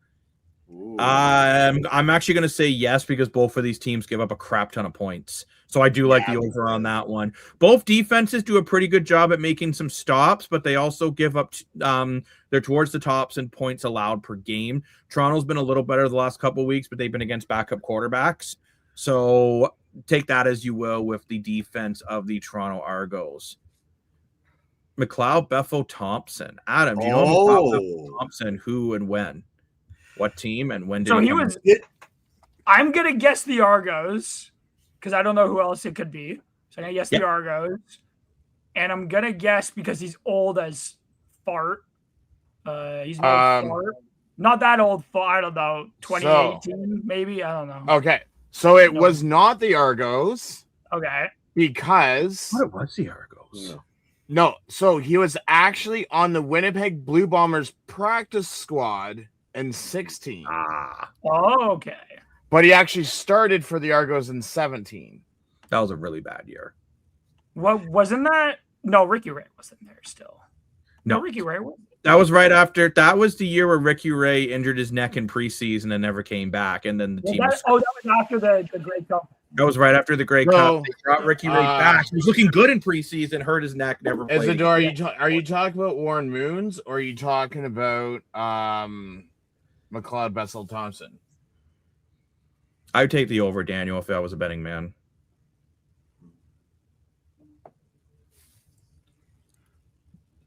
Jim Kelly or Tom Kelly, wide receiver. But Jim Kelly's a quarterback, isn't he? He was a quarterback. Jim Kelly is Chad For the Kelly's Bills. uncle. Yeah, for the Bills. But I want to ask, Dan, I want to throw this to you. Ooh. Do you think Ryan Dinwiddie is just kind of grasping at straws by bringing in all these players after 7 games in the in the season? 1,000%. I think Ryan Dinwiddie. Okay, I gotta say, the Jays did not do as bad today as Ryan Dinwiddie's done all year. Okay, like I feel so bad for the Ottawa fans. It's a very, very tough year. I don't know why you gave what like really puzzled me. I know we talked about it on the show, but the one that really puzzled me, I don't think I was on that episode. The one that really puzzled me was Geno Lewis, because Geno Lewis was the big free agent signing of a recent, I know a couple of years ago, his big recent free agent signing for the Ottawa REDBLACKS. He took his time. He visited the multiple cities. He decided to pick Ottawa because he wanted to grow his family in the city of Ottawa. That one was a real puzzle for me. I get he wasn't having a great year, but they weren't, in my opinion, they weren't giving him enough targets. So, Dan, another thing that I was thinking about with this is I think the reason why you're going to start to see roster moves is because Ryan Dinwiddie probably has a style of player at each position that he wants. And it could have been like Eugene Lewis was already there. Correct, yes. Before he got there. Right. And for someone that's on the second page of receiver yards and almost the 5th wide receiver of Hamilton has caught up to him in point and yards. Mm-hmm. Like I said, every quarterback has their favorite receivers, and maybe Jake Mears and Lewis were not cooking. Because I mean, you kind of look. Only likes his people. Dinwiddie only likes former Toronto Argonauts. That's the only people he likes. So he doesn't like Adam Boyd for whatever reason. I will say too. I think I feel with Ottawa's offense, they're not a big play offense, and Eugene Lewis is a big play receiver. He's a 50-50 ball. That's why they've been using, like, for example, why Justin Hardy and Aiden Eberhardt are both having really nice years so far this year, because they're two guys that are those like intermediate to medium throws. Those are the routes that Jake Maier likes to hit. He's good at making quick reads and releasing the ball on time. He's like if Cody Fajardo wasn't mobile, very similar to that style. And I do like the fact that Ottawa is bringing in some help. I think McGloster on offensive line, he's a big dude. I think he might be able to help the offensive line right away. At least he's got CFL experience. But I think for guys like Jordan Lawson and Christian Matthew, I'm not really expecting them to make a big impact on this team right away. They're guys that have never played Canadian football, and can be a huge adjustment. Like, for example, for a DB, if you've never played against the Wago before, you're going to be exhausted because all of a sudden these receivers are coming at you full speed. So pressing up in the CFL is very different than pressing in the NFL. Right. So I'll be interested to see what these guys can do. Even the same thing with Jordan Lawson on defensive line. He's got to give a yard off the ball. He's never had to do that before. And so I'll be very curious to see what this does. But I mean, the REDBLACKS do need a better pass rush. And I think they're hoping Lawson can do that, considering he had 35 tackles for loss in college and just only in 49 games. That's, you know what? It's over a tackle for loss every 2 games. So you're hoping that that's going to make a difference. I'm just saying for REDBLACK fans, don't get on these guys' cases if it takes them 3 or 4 games to learn the Canadian football game. Go ahead, Dan. I do have a question for you, Jacob. As I say, Jacob's like a CFL coach. He knows the CFL game very well. Like Wick is the CFL general manager. He knows the rosters, the salaries, and all that. Jacob is the coach, and I'm the cheerleader. And Adam's, what are we going to make you, Adam? The video Adam's you know what, Dan, you know what Adam is? What? Adam is Dylan of the team. Dylan, yes, I agree. Hi, Dylan. Happy birthday, Dylan. Inside joke. Anyway, Jacob, my question is for you. I understand that a quarterback like Chad Kelly, for example, is a big, deep, full quarterback, and you're going to have wide receivers like Coatsy and whatever 50-50 ball. I get that. I get Jake Mayer sucks. Is a short yard quarterback, and you're going to have guys like getting juniors like do really good 15, 20-yard plays. However, even though you're not a deep, full quarterback by trade, would you want at least one wide receiver that's a big baller just to keep the defense honest? I already have Justin Hardy who can do that, right? Like Justin Hardy is very quietly a 1,000-yard guy every single year. You also, if you're remembering, the Red Blacks did recently bring back Nick Martyr, who in university was a big play receiver. I forgot. Right, and they're also really high on Miller. I'm curious. That is one thing I will say about cutting Eugene Lewis, and I think Rick hit this on the head, and so did Adam on our previous episode. It's going to give some other guys a chance to actually get the ball and a chance to just get some more reps. And who knows, maybe all of a sudden, if let's say Toronto has to make space and they cut a Hurd and Herslow or something, then next thing you know, Ottawa can make an improvement. And to a comment saying like CFL O-line can't play in the NFL, I don't fully agree with that either. Because they're honestly just two completely different ones. You talk O-line and defensive line, you can think of Cameron Wake, right? If you're talking CFL O-line, you have people like Shipley that plays for Toronto, just came down from the NFL after a few years. True. Carter O'Donnell, that's with the Edmonton Elks now, was just up in the NFL for a couple of years. He is really good. Cameron Wake was another one. I forget which CFL team he played for, but he went and played for the Dolphins for a while. 15-yard CFL. I love this too, drink in hand. I think this is one of my favorite changes, actually. That now a 15-yard penalty, it's not just half the distance to the goal. Like it just takes you right to the 1-yard line. I wish the NFL would adapt that. Yeah, that's cool. Wake did play in BC. Sorry, Rick, I did not mean to interrupt you there. No, I was just going over. But Rick, I do think it's time. I think we've talked probably enough about the Ottawa REDBLACKS there. Unless you guys have anything else you want to say about any of those moves by Ottawa. As everybody was saying, the Disney Channel of good luck, Charlie. Good luck, Ottawa REDBLACKS. Yeah, I don't know. I hope you win a few games. I hope you win 3 games. That's my prediction. Best not be against us near the end of the season. That's Wake got 20 sacks this final year in BC, and then he dominated in the NFL. I just say too, though, a lot of times the games just don't transfer because they are very different games, right? CFL is a lot faster.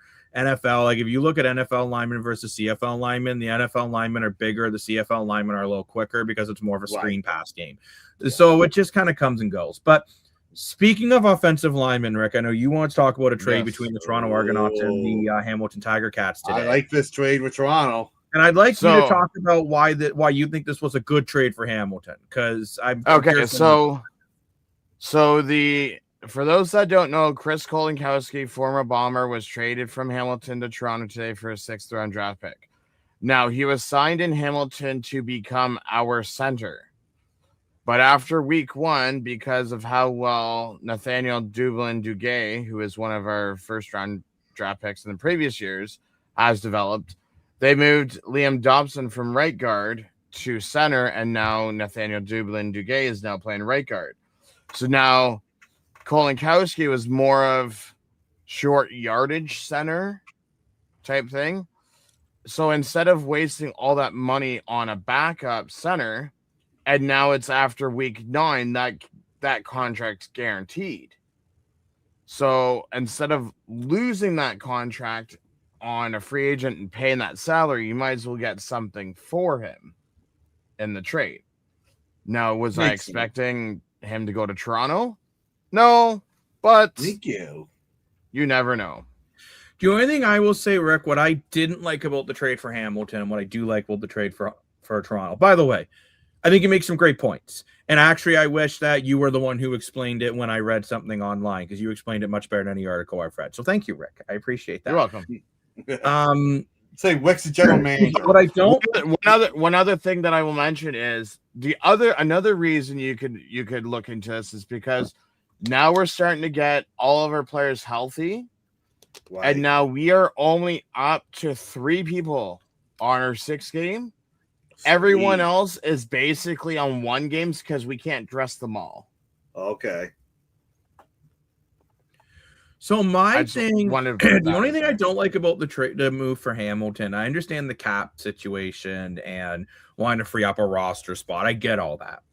But in a league with ratios, I don't know if I like trading a Canadian offensive lineman, because you really, in a world of ratios, depending on how things go in your lineup, having that flexibility of being able to have a guy out there that's playing almost every snap who's also a Canadian can really help with your ratio. I do love the move for Toronto because the offensive line has been beat up pretty bad. Nicastro's been in and out with injuries. Yeah. I do think it's going to help the Toronto We're Argonauts. still missing Flo. So just Dan so Flo that you played defensive line. just so that Oh, you I'm know, sorry. Jacob, I don't know if you know this. So Yeah, even though we lose Kolinkowski, we Mhm. also have Jonathan Dennis, who is our first round draft pick this year, Canadian, just coming back from injury. So For now sure. there's still 4 offensive linemen. We have Jacob Zont, who's a Canadian offensive lineman on the practice roster. Also, another one of our draft picks, Braden Zeman, a Canadian on the practice roster too. So we still have, if we need that extra offensive lineman Canadian, we still have Still 2 got it. waiting in the wings. For sure. Those are guys though that's not like they have a boatload of CFL and Canadian football experience versus what you traded away.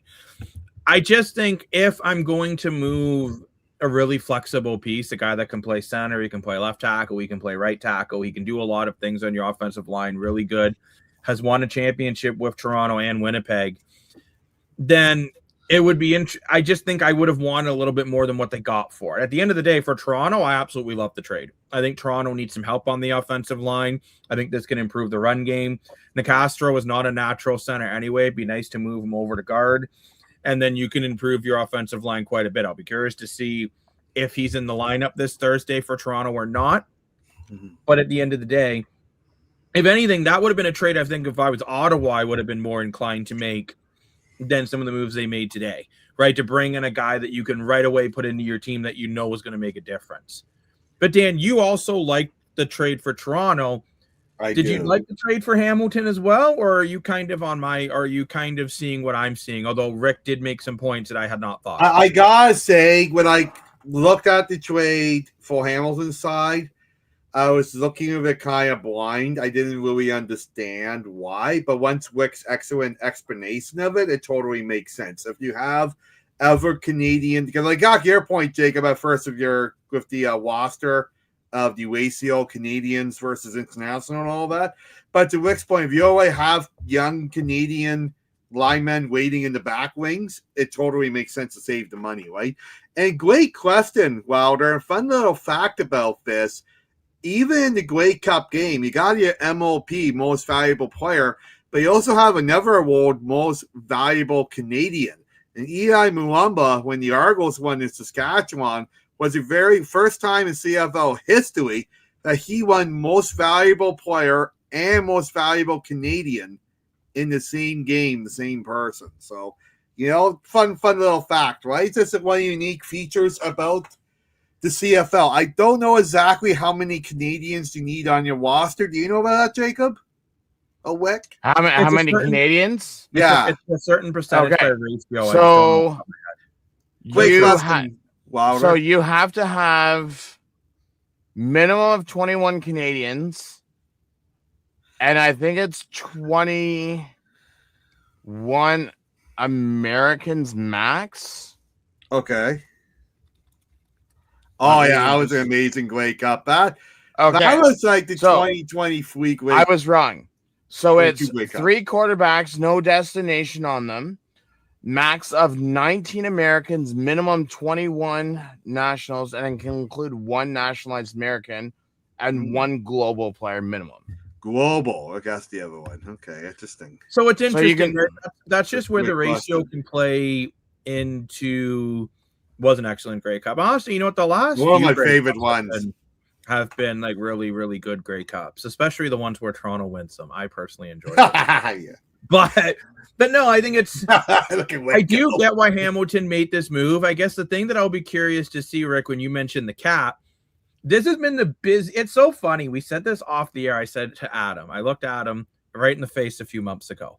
And I said, there's not a lot of trades in the CFL and roster movement. Boom! The teams are basically, they are what they are. So we basically just do pre and post game and like a weekly wrap up. Well, slap me and call me Steve Harvey and give me a mustache. Slap me silly, Sydney. That's not what happened this year at all. Right? The new I have a CFL. question. Wait, no, I have a trivia question for y'all because, as Rick said before, I like trivia very much, and I have a fun question. Hey, fun fest. If I'm allowed to do it before Jacob interrupts and asks this question. Uh-oh. Am I allowed to do it, Jacob? Okay. Sure, why not? You guys are gonna get this right away. I have a feeling. Anyways, I'm gonna ask it. Which team? Because I did not know this, and I was very, very interesting for me. Which team won 15 of the first 21 CFL West Division titles? Oh. 15 of the first 21. Wow, great question. West Division titles. Edmonton Eskimos. That's No, a good guess. it's not them. I don't think it's Winnipeg. I'm going to go crazy and say BC. It's not BC. That's a good guess. I'm going to go with Saskatchewan for 400, Alex. Damn it, Jay. I did not think Jacob would actually guess I Saskatchewan. almost did Saskatchewan, too. See, I was thinking Edmonton because of how big of a streak they won on. Yeah, exactly. Yeah, That's but what I that was thinking, too. But that was too late. But that was later. You got to remember the CFL. Now, the fun fact is the Grey Cup is over 100 years old, but the CFL wasn't formed until like the 50s. 50s. Yeah, true. I literally was just looking this up because I did I'm actually going to turn this into a long form video, but I had to write a report for class, and I did it on why the Toronto Argos attendance sucks. So I worded it better than that. But you there's gonna a tell us why their attendance sucks? Because I'm actually quite curious based off of your research. That'll Not be in another hot video, dogs. Rick. But that I am going to be doing a very. I'll share, Rick. You can read the report. I'm kidding. It's 10 pages. Fair Don't read enough. it. That's okay. Yes, I'm it actually was Rick's the fast 1958, reader. Daniel. It was 1958 where the rugby club Ooh. moved into the Canadian joined the newly formed Football League. Yes, the East is embarrassing. I do agree with you, Fun Fish. The Blue Jays, you traded Gosman because he wasn't going to resign. And the Blue Or Jays are he's in this gonna weird retire. window where I don't think they feel the team is in a complete disaster. I think they can either still be competitive this year. And as Max Scherzer said, if you give up, 40,000 fans are just going to stop showing up. And it's going to take a lot more to bring them back. And he's right. Mr. Funfest. I mean, if he Jacob, wants, let's be honest. That place was not packed before they won before they. Oh, made it to God, the no. I Series remember here. Dan and I used to be able to get tickets for $2. yeah, Like, I'm not exactly. kidding. We would literally go on No, StubHub. like so. We would go on StubHub. Let's say the game was at 1 o'clock. We'd go on StubHub at 9 a.m, and we would literally get tickets for $2. And we go to the Jays game. Yeah, literally. We'd spend more money on buying a coffee for our drive to the stadium than what we did on watching the game. Oh, literally. I want to say quickly a fun thing. Wick can go ahead. Sorry, Wick, but I want to say a fun fist quickly. If you want to see a heated Jays argument, watch the beginning. No, Dan. That's What the argument part. was it, Dan? Dan? No, you're not allowed to say his name. The You M&M. brought up the name. The You shout out M&M. name because Dan is a whiny crybaby. The M&M name. About M&M. M&M. Daniel, That's why that there was was an like argument. only Don't Dan. lie, When Dan. was that? Like not even 4 years ago. Well, it had been Yeah, like- before last year. Yeah, Yeah, like two, even 3 last years ago. year until they got good. We used to get tickets for free. Yeah. Like people were just literally giving the tickets away because they couldn't get anyone. We were at a game and it was so empty. This guy pissed in the corner of the 500s. Yeah, literally. Yeah. That is how empty this stadium used to be. And the Jays are terrified of that. That's why they didn't sell today completely. Yeah. But sorry, Wick, we didn't mean to cuck you off. We all cuck you off. No, I was just. No, you did, Dan. Dan, What are no. you talking about? Your brother was mentioning about tickets when they weren't there, and I said it was probably before they went on their World Cup run last year. It or their was. World yes. Series. It was. So it had to have been roughly just after COVID. Correct. No, but like even even the year they made Speaking their of stuff run people before did they in the got good. 500s, have you guys seen the video? There's literally not a video of this. So before Jacob comes at me and says, "Why were you watching a video of this?" there's a short video showing two people having sex in the 500s at a Jays game. Yeah, I'm not joking. And Jacob, no. I know what you were going to putting it on the say. analyst desk. And Adam, Well, no. you were you searching for this? Is that why you? No, I wasn't. Oh my god, I knew this was gonna happen. No, it's a video that came up on like Instagram for some reason. Oh, so you had Wow. to you had That to watch based it to on tell your people For the You page. details. That is based on your For You page. I've learned how those analytics work. Okay, that just came up. That's not my fault. Okay. But no, I like watched what comes up legitimately, on my like phone. I do My think bad. the Blue Jays are terrified of going back to where they were 3 years ago, where they they can't are. give tickets away. Sure. And Max Scherzer said that too. He's like, if we lose these Yeah. fans, it'll take another World Series run to get him back. He's He right. said that on Sportsnet, and he's right. He did, yeah. Look at the Ottawa REDBLACKS, the prime example in the CFL. They currently are on pace to have worse attendance than Toronto if you compare Toronto's attendance last year to Ottawa's attendance this year. Ottawa, 3 years ago, when they had a really good home record, were selling 22,000 tickets a game. They were close to selling out. Yeah. But the It's thing, very different than, and I'm not saying I agree that I'm not saying that I agree that the Blue Jays should be this worried about the fans leaving. They should do what's best for the team. But at the end It's of a the day, business. money talks, and it's a business. And do you really think if they traded every good player that people would spend $1,000 to go watch a Jays game and spend $30 on a chicken sandwich? I would spend $2 to watch it. so here's my question to you, Jacob, is okay. So if it takes a World Series for the Jays to get all those fans, and I'm not trying to make a joke out of this or anything like that, then how many championships does the Argos have to win to get fans? So you know what? I All will of give them? you Adam and Rick and Dan. I will give you guys a teaser. I will give you guys a teaser. I just want you to pay attention to my teaser. Oh, okay. On No, what okay. this video will be about when it comes to the Argos attendance. Their record has absolutely nothing to do with it, and I have proof. True. Their record has absolutely nothing to do with their attendance. It has to be the owner. If it has nothing to do with the record, then it has to be the owners that Wait, need to give a Drinking Head, how damn do you about know the team. that? Were you also in attendance at this game, and were you also in the 500s watching those two people doing it? And that's how you suspect that I was there? Kind of weird for you to do that. You know? Dan, Dan, they've already won the Argos two won three Grey cups in a Cups row. in 3 years, sorry, and had a 16-2 record in between. Yeah. The record does not affect the attendance, and I'm going to make a long video on this. So On this topic because I'm just going to give my theory on this. Research. So I'm going to give my theory on this, and this is without doing research. It's a tie cap. So, A, ticket staff, you have to have ticket staff that actually give a damn about your fans. Whew. Because that's your number one thing. Because I've heard from I don't know how many people, they don't even have a ticket rep. Me, I called up a ticket rep for Hamilton, and I said, okay, my ticket rep's now gone. You are my ticket rep. What's your extension? That's how I get a ticket rep. Yeah. 2, the ownership doesn't seem to give a flying crud about their fans. Because if they Yes, did, we do need that. then they would be they would go out and do stuff for their team. Mm-hmm. It's just like Yeah, I don't know. That's the only thing that I can think of. And So to no, Because answer, when a lot of people, one last thing I just want to mention, because Sorry. when a lot of people contact the Argos, it should not be waiting a week for an email or something. If you can't find out the answer, ask someone. Okay, 2 days max.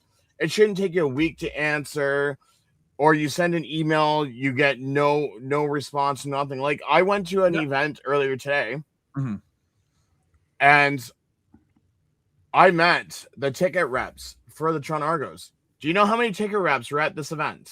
2. 3. Oh, it's close. 3 ticket reps for the whole. That is Argos 33.33% more than you thought. Correct. three Argo ticket reps throughout the whole team. That's it. That's not enough. Yeah. We have I will Hamilton. say, We have like 13. I want to Well, I say know, you got a probably lot about of 10. Hamilton. I will say, Rick, I do want to give the ticket reps some credit. I don't think it's that they don't care. I think it's that there's not enough of them. Exactly. Yeah, Because whenever I was like my former ticket rep who recently just moved on, she's not dead or anything. She just went somewhere else. She was great. Good that you pointed that out, Dan. Could Jacob. not ask We had for a this nicer meeting person. yesterday. When we had some issues, she did a lot of great things for us, and you could not ask for a better ticket rep. But you are right, Rick. Sometimes it was hard to get a hold of her because, you know what, the Argos have a lot of season ticket holders, surprisingly enough, even though they don't sell as many tickets as a lot of other teams. So when you have 3 people managing, let's say, 4,000 to 5,000 ticket holders, but Dan, I'm even just going to be conservative here. We know you love that word. And, you know, we're going to see even that is more than 1,000 people per rep. That's a challenge. I mean, Daniel, you are right. You look at actually, funny enough, I'll give this away. And part of this, which will be a whole big thing, the BC Lions were my case study to prove my point. So just think about so it was interesting there, right? The BC Lions were my case study, how I used to compare what Toronto should do. So it's a very interesting. Okay. AI will take over these jobs. Going back to my whole ticker rep theory is, okay, so I'll use my ticker rep that I had. My ticker rep, you're right, Funfish. I would say I've been now a season since 2019. So within the last 3 years, I bought a bunch of tickets for, you know, friends and that. So my ticker rep, I had him on speed dial. Within an hour, he had sent me an email. There was times where I was getting free tickets. But Rick, think about 13 ticket reps versus 3. No. I'm just. I'm just saying though. Like I understand. I agree to your point, but I'm just not going to blame the ticket reps themselves for it. I agree about the ownership being an issue, not so much the ticket reps themselves. I think they're just overworked. It's kind of like when you go to a Tim Hortons and everyone's screaming at the one worker there, even though they have a lineup of 50 people because they're extremely understaffed. So they yell at the one poor high school kid who's doing their best to do their job right. Right? That's how I feel about Toronto Argo ticket reps, because at the end of the day, there's not enough of them for the amount of volume they're trying to deal with. CFO needs more streakers. That would be a. I'd agree with that. That would be fun. I was at the Grey Cup of Vancouver when we had the streaker on the field. Driver's promotion of the game. Farhan Lalji did it in BC. Dan, and that really did it for you? No, I would have went anyway. Dan, is that why you go back? I don't believe you, Dan. That's a lie. Is that why you go back to the Grey Cup every year, Dan? Ever brought up going to the Grey Cup is talking about a streaker. You never talk about it, so that's a lie. Transition.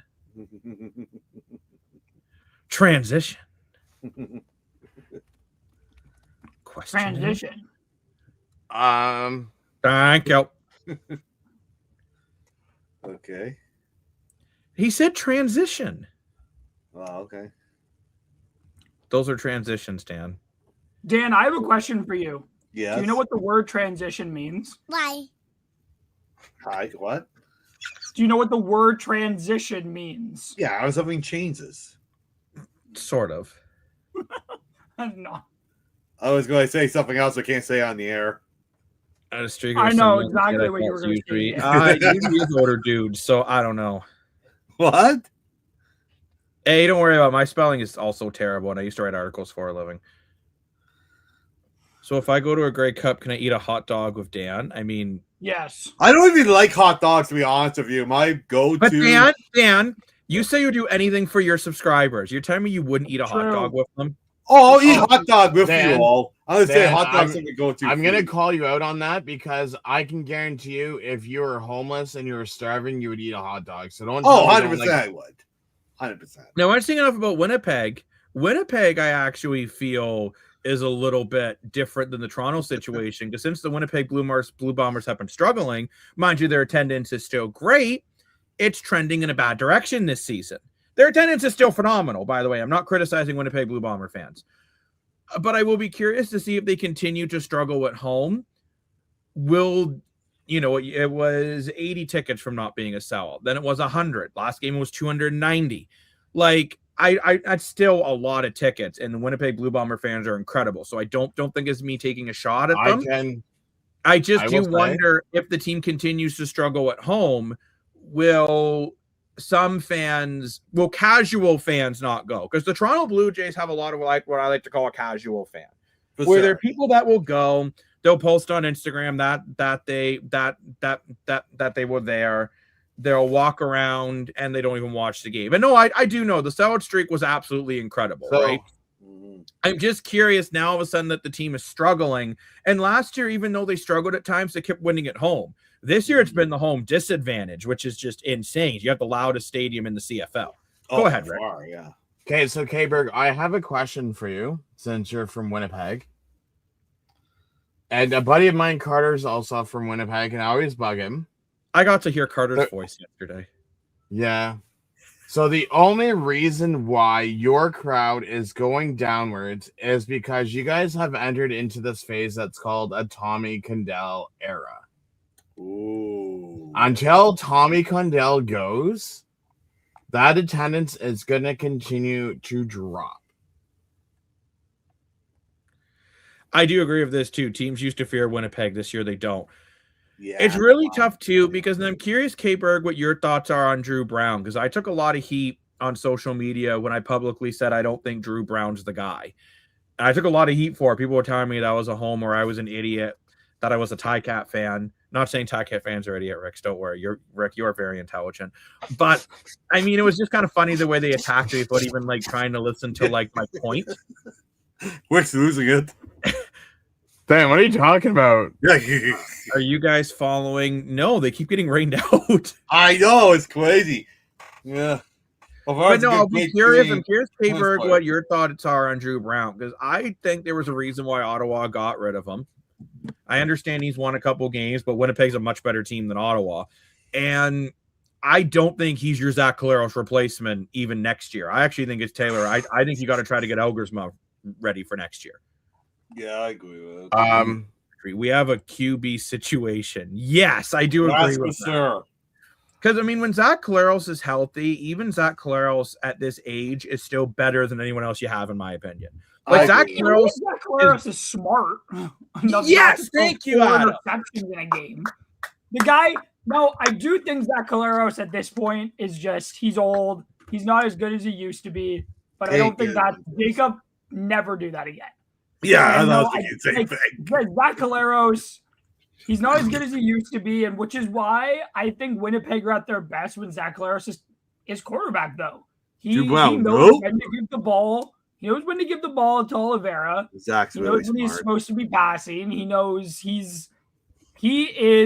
may not be as so like he's like not to make a comparison, but he's kind of like Tom Brady is when the older Tom Brady got, the less he threw it deeper down the field. And Zach Collaros is kind of like he's aged, like he's gotten smarter the more he's played. And he's still very good at his age. And it's like because he knows his limitations, which is why I brought up Tom Brady, was because him and Tom Brady both knew their limitations as they got older. Creepy Tom. And he knows he's very smart. He knows what he's doing when he's out there on the field. It'd be like, it doesn't help that Condell's an idiot and doesn't know how to run an offense. Rick is so happy you said that. It still feels like Hamilton is not over Tommy Condell's offense because they love to still not know what to do on offense at times. Kind of like last game, but I will say this. Go back and look at his career outside of the 1 year he was the receiving coach for Toronto. How many times he was the OC of a team that was in the Grey Cup, and I can tell you he has not won a single Grey Cup yet. As an OC. You know what was actually, Rick, I'm gonna save this conversation for another day, but I do have an interesting thing I saw on Twitter about Milanovic that I really do want to have a conversation with you about. Ooh. Fair enough. Just because I think it'll be interesting. And I'm interesting. At least I think I'm interesting. I hope I'm interesting. Well, Good. Jacob, you're found Jacob the- Moore, the self-proclaimed sports analyst. Tom Brady Analyst. can't compare anyone to Brady, and I don't think that's what Adam Wasn't is what I doing. was doing. I'm not. But you know what? You guys want to see some Tom Brady? I know. I love how I literally said I'm not trying to compare them, and then somebody comments that I was trying to compare them. It's like it goes in one ear, goes out the other, and nobody bloody listens to what I'm saying. Well, a lot of time people are doing different things as they're listening to us, right? Yeah, but then, but Dan, Maybe they're watching distance or something. Drinking Hand didn't listen to what I said, so he's not listening. So Dan, I you're love here this on decision, desk. by the way. Oh, I love this decision Jacob's too. here on this desk, and neither of you listen to me either. So nobody's Adam, listening. Adam, take it as a sign of love. I Because don't. you think about it. You would listen to me, Jacob, but you don't listen to me. I love my brother. I never listen to a damn thing he has to say. I haven't listened to you either, Jacob. Point. So, Nobody should Adam, listen to Dan. You're though, to be basically a fair. brother. Our O-line is protecting any QB. But yeah, I do agree. Your O-line is good in Winnipeg. Winnipeg game, if it's a dumpster fire again, I will hop for a few minutes. I hope it's good. Who's Winnipeg playing next? Winnipeg is playing. I was going to say, I'm surprised Rick just doesn't know this. They have the bye this week. They are playing Ottawa next week. So you should be good. Win there. And there's a good chance Zach Claros is back for that game. Oh, yeah. So, or maybe Drew Brown will just want another revenge game where he can show up for one quarter and somehow still beat Ottawa. So it is crazy to think about that with Ottawa. So July I don't think 18th. Tony Romo was let go yet. I know he was put on leave, but I don't know if he was actually released of his contract. Who did Brady replace? Oh my gosh, I can't remember who. I it don't was. remember his name It was a either. I really was good just trying to quarterback think of too. He it. got Okay. hurt. So Oh, and the Tampa Jacob. Bay. just No, in FYI, New It was weird doing. What? Oh man. Jacob, We just love it FYI, doing a box. this would be week 4 of 6 for Zach Claros. Bledsoe. Yes, thank you. There we go. Sorry, Rick. No, I'm just saying this is week 4 of 6 for Zach Claros. Not bad for Ramo. Yeah, so he could very well be back for Ottawa. But I mean, maybe they, if he's good to go, maybe they pull him off the 6th game early, depending on how things go. So let's say No, if it is because the 4, bye week would be 5. So the next week would be Ottawa. could potentially be 6. But if Right. not, he'd be back against. If he's not back against Ottawa, hopefully he's back against Edmonton, because I don't think you can beat Edmonton with Drew Brown at the helm. No, unfortunately. I mean, Edmonton 6-2. The only teams they've lost to are for some reason BC, and then they lost a hell of a game to Saskatchewan. So, I mean, yeah, Winnipeg's gotta pull the bootstraps up and find a way to win. Next week on the 14th. But no, I mean, this week obviously we have Toronto versus Calgary, Ottawa, Saskatchewan, Edmonton, Montreal, and Hamilton, BC. So we got lots of great games. I'm not sure. Dan, not you, Dan Moore. Dan in the comments. Dan, where is it? Daniel, was it you that was asking me about Saturday? Because I remember one of the comments yesterday was asking if I was live streaming on Saturday. And to answer your question, I'm live streaming all the games this week, except for Thursday's Toronto-Calgary game will be on Sunday. Because you'll be there. Goes. Because I will be right. there. Yeah. But other than that, all the other games will be happening at the same correct time. Maybe you'll see Rick. No, and what our- Adam was saying, drink in hand, he was saying that Zach Claros has been being smart like Tom Brady was towards the end of their careers, where he wasn't trying to make the same throws that he was doing 10 years ago. Mhm. Mind you could argue Zach Claros was the Tom Brady of this era. Went to 5 straight great Oh, cups. 100%. But I'm not saying he was as good as Tom Brady, although I'm going to get some flack for this, and I don't even care. Put prime Tom Brady against prime Damon Allen, and I'm taking Damon Allen every day that ends in Y. I'll put it that way. 100%. Yeah. Hey, no, And I wait, know I'm drinking gonna man. To take be five. exact, what I said, to be exact, is what I keep repeating what I said. But I said that Zach Claros is kind of like Tom Brady. I even clarified to you because you don't listen, Drinking Hand. So I want you to very clearly listen to what I'm saying. Listen. That's right. And go Listen. and pick out exactly what I said then if you want to fact check me. But I even clarified I'm not comparing the two. I just said that Tom Brady and Zach Laros later in their careers both knew their limitations and knew they couldn't throw it as deep and couldn't do it as long as they used to. So they both got smarter with how they play is basically what I was trying to say. But you're not listening to me, so whatever. Rick has so much in common with Ricky will say. He's even quoting him now. Listen. And I don't know how the song goes. Enjoy the game on Saturday. Just for updates on our channel, we will be doing live pre-games for every game except the Thursday. The Thursday one will have to pre-record it on Wednesday for it to drop on Thursday, just because we'll be... Yes, Daniel, thank you. Daniel, situations like Tom Brady. But we will be doing live pre-games for the Friday and the Saturday games. Why the hell would Tom Brady want to go to WWE? What? Yeah, because he used to wrestle in WWE, didn't you know? Where's my ball? He's beefing with the Paul bro with Logan. Well, did you hear that? It was either Logan or Jake Paul are trying to convince people that they got NFL offers. And it's like, no, it's like you're a clown. He said he thinks he would be able to play for Cleveland because he thinks he's better than some of the players. I don't think he would even make the XFL. No. Jake's an idiot. Jake has been punched too many times in the head. And we gotta remember, right? The NFL, CFL, and XFL, these are all professional ballers. Like, these are very different than playing pickup football in your backyard. Drinking Hand, I'm gonna do whatever I feel like, and you know what? For the rest of this season, I'm gonna keep comparing Zach Laros to Tom Brady. What? So I'm gonna keep doing it. I'm gonna keep doing it because I can. So I will. Dan will probably somehow compare Mitch Marner to Tom Brady at some point. And then Jacob, we talked about this. No more bringing him up, and you just brought him up. I wish he was like Beetlejuice, and he would just show up. Stop bringing up Eminem. I get to hit you every time you bring him up. So you know what? Don't. I'm your boss. Stop bringing up Eminem. Yeah, exactly. Do you agree to me doing that though? I won't do it unless you agree to it. But would you agree to that? If you bring him up, I get to hit you. No, sir. Wait. First off, I'm not gonna hit him hard. First off, I'm gonna hit him like I'm not gonna hit him First off, it has to be at Chuck's, and then it has to be on camera because we can make it look like you guys are fighting over a nice meal, like a nice juicy steak. Brady reminds me of Tom Cruise. Okay, wait, guys, shut up. At least we'll be fighting over a steak and not over a salad like the other couple at Chuck's. Anyways. Dan, Jacob, shut up. Dan, do you agree to it? What I agree of what? Would you let me hit you if you continue to bring up? I'm not going to hit you hard, Dan, because I like you. If you bring up, he who shall not be named.